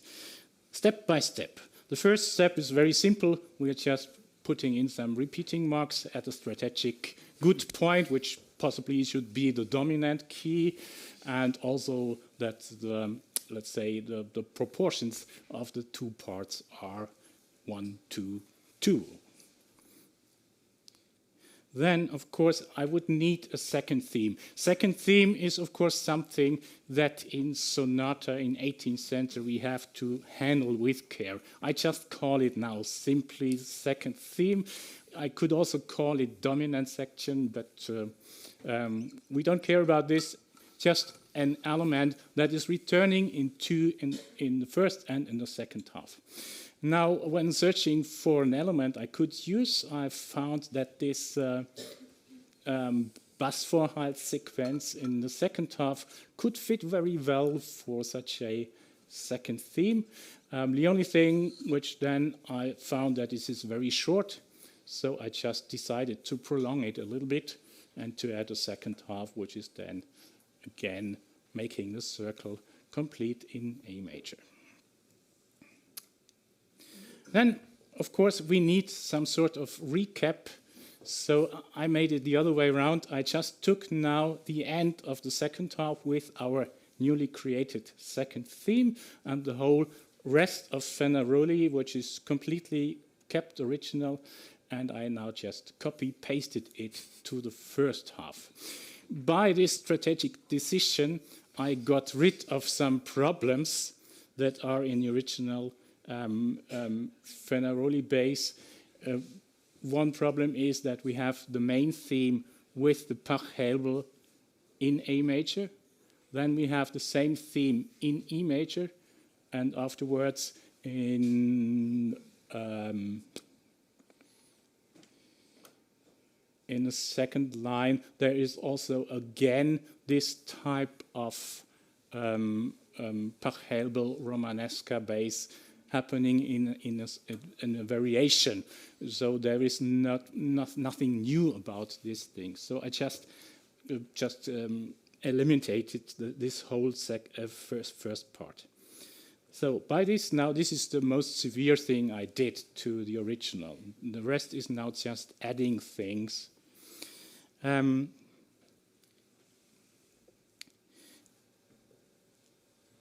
next step now would be to stage the recap of the second half, returning back to the major key and to the main theme. This is this point here. Fenaroli does the most easiest way how to do this. He's just doing a cadence in F sharp minor, bringing in a rest and hoping that the harpsichord player or somebody else will do the transition back to A major, or at least breathe before he's just playing in A major again. So this step is something I would like to get rid of and put it into better scenery. The reason why I would like to do is this concept taken from Heinrich Christoph Koch, where he is describing sonata form. So it's, if you know sonata form in the modern way, how it is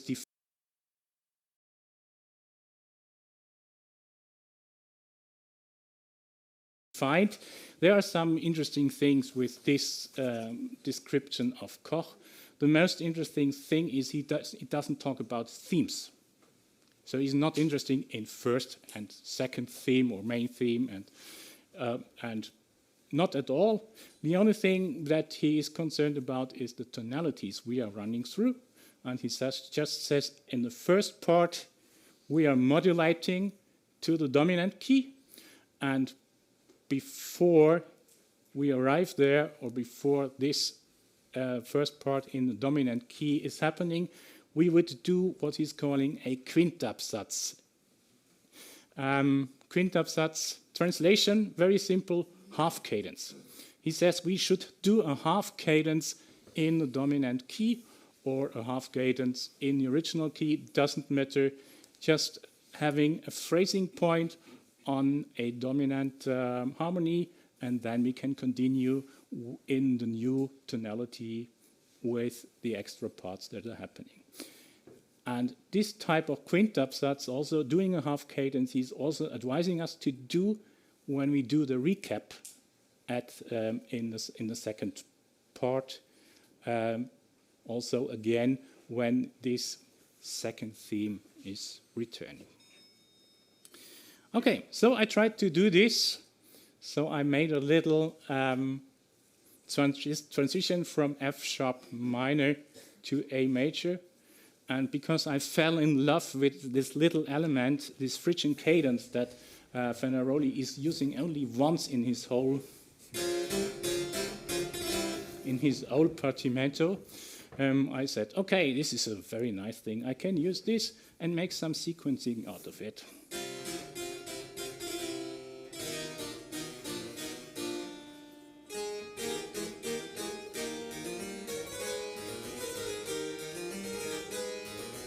This whole thing is exactly what he did immediately after the repeat sign in the first line in B minor. Now I'm just doing it in A minor. So I'm just copying, pasting, building blocks from him.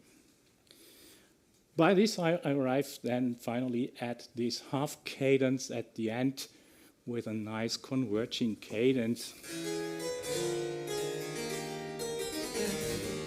And then I could make the restart of A major. Just to describe this a little bit, this is also from Heinrich Christoph Koch, a chapter where he is describing how one can prolong a musical idea by repeating elements. So I think you noticed already what I did was now repeating elements. So just to show this little thing here on the right-hand side is the whole material, and on the right-hand side, these other three columns is what he is creating out of these, just by using sequences, repeats, and so on. I try to play the whole thing. I will try to add a nice bass line to it, but basically it's the same thing. So you can write in the left corner, if you like, and just see if you can see where he is.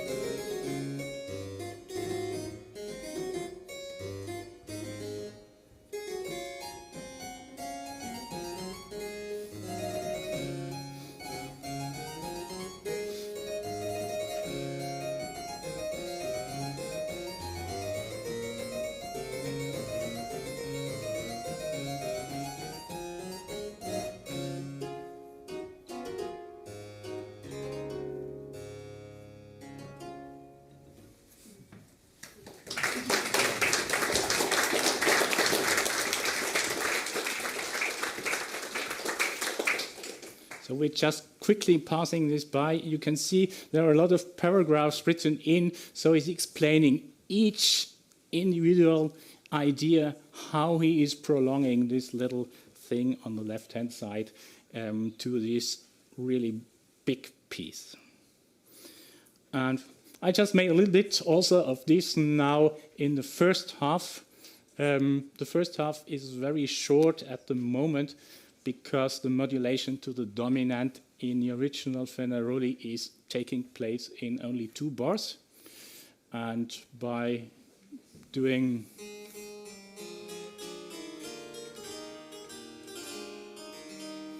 and I'm just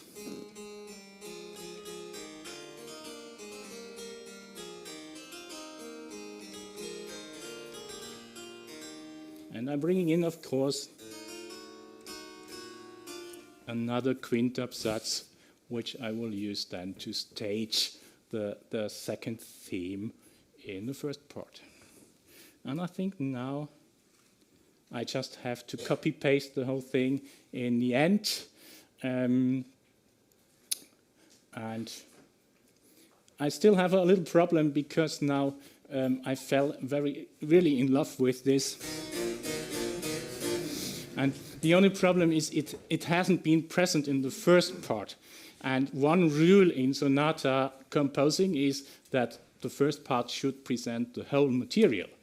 And so I just put in a very short quotation of this idea in the first part, and then of course the second part will then bring in the whole thing. Short, very last remark. Of course I also then added the cadence from the first half in the last part. Short remark to the original. There is this cadence written down. And this is not a misprint. These are really briefs, not semi-briefs, that are written here. Which means that you would have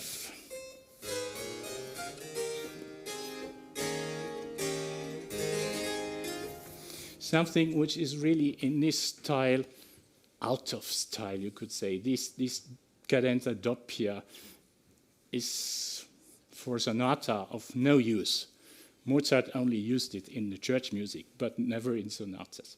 But what I think is here, if you see something in the Partimento and you don't like it, just feel free to translate this.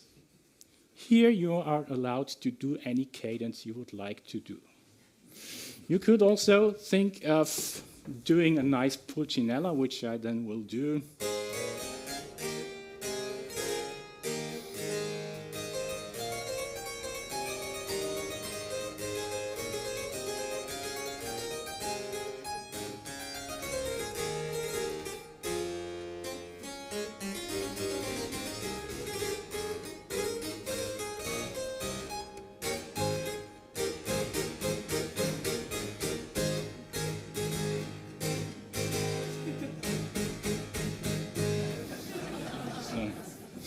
So this is the translation of this.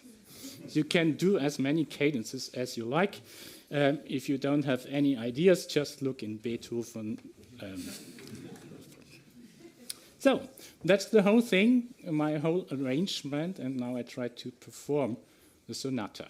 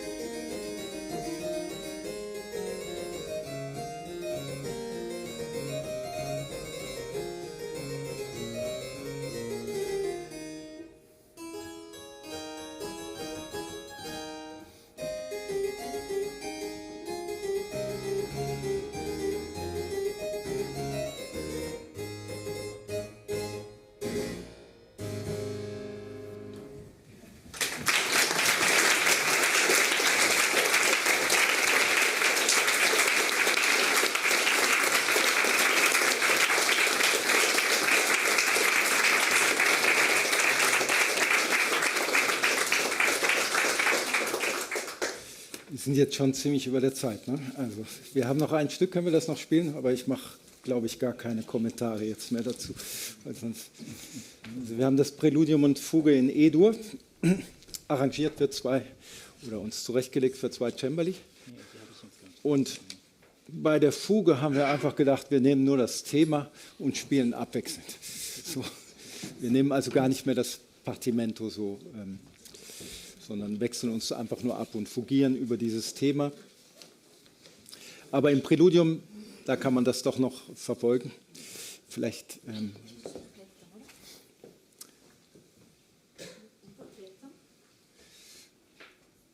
genau, perfekt, ja, danke.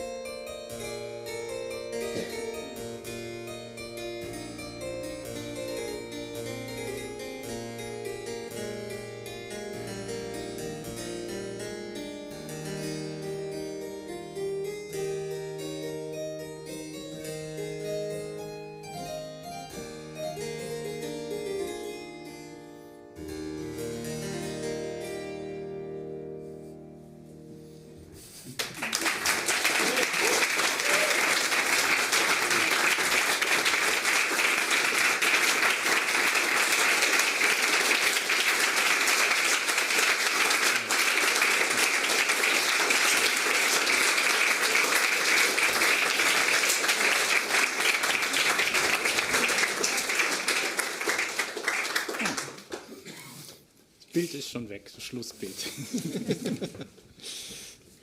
you very much. I think this is realizing the potential of Partimente, quite simply. Just a question to Magda. Do we have time for a few questions, if there are any, or should we proceed to... Maybe for one or two questions. Okay, are there any questions or comments?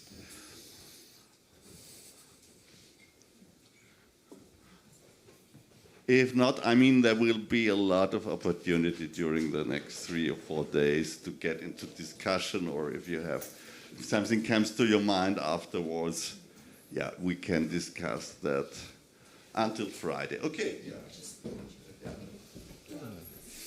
Very quick question. Congratulations for every fabulous expression of these Partimenti.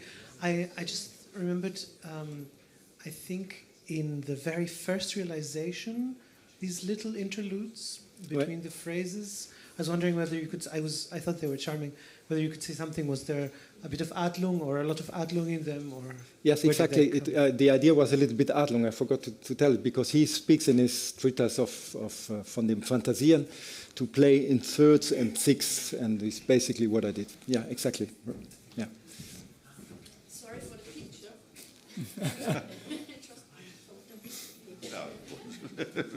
Absolutely fitting, I think. Okay, if there are no further questions, then thanks again to Dirk and Marcus.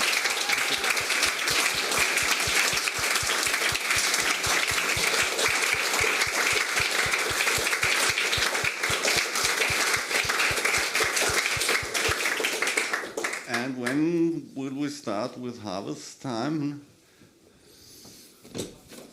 1:30? Okay, 1:30. So 17 minutes of break. Thank you again all.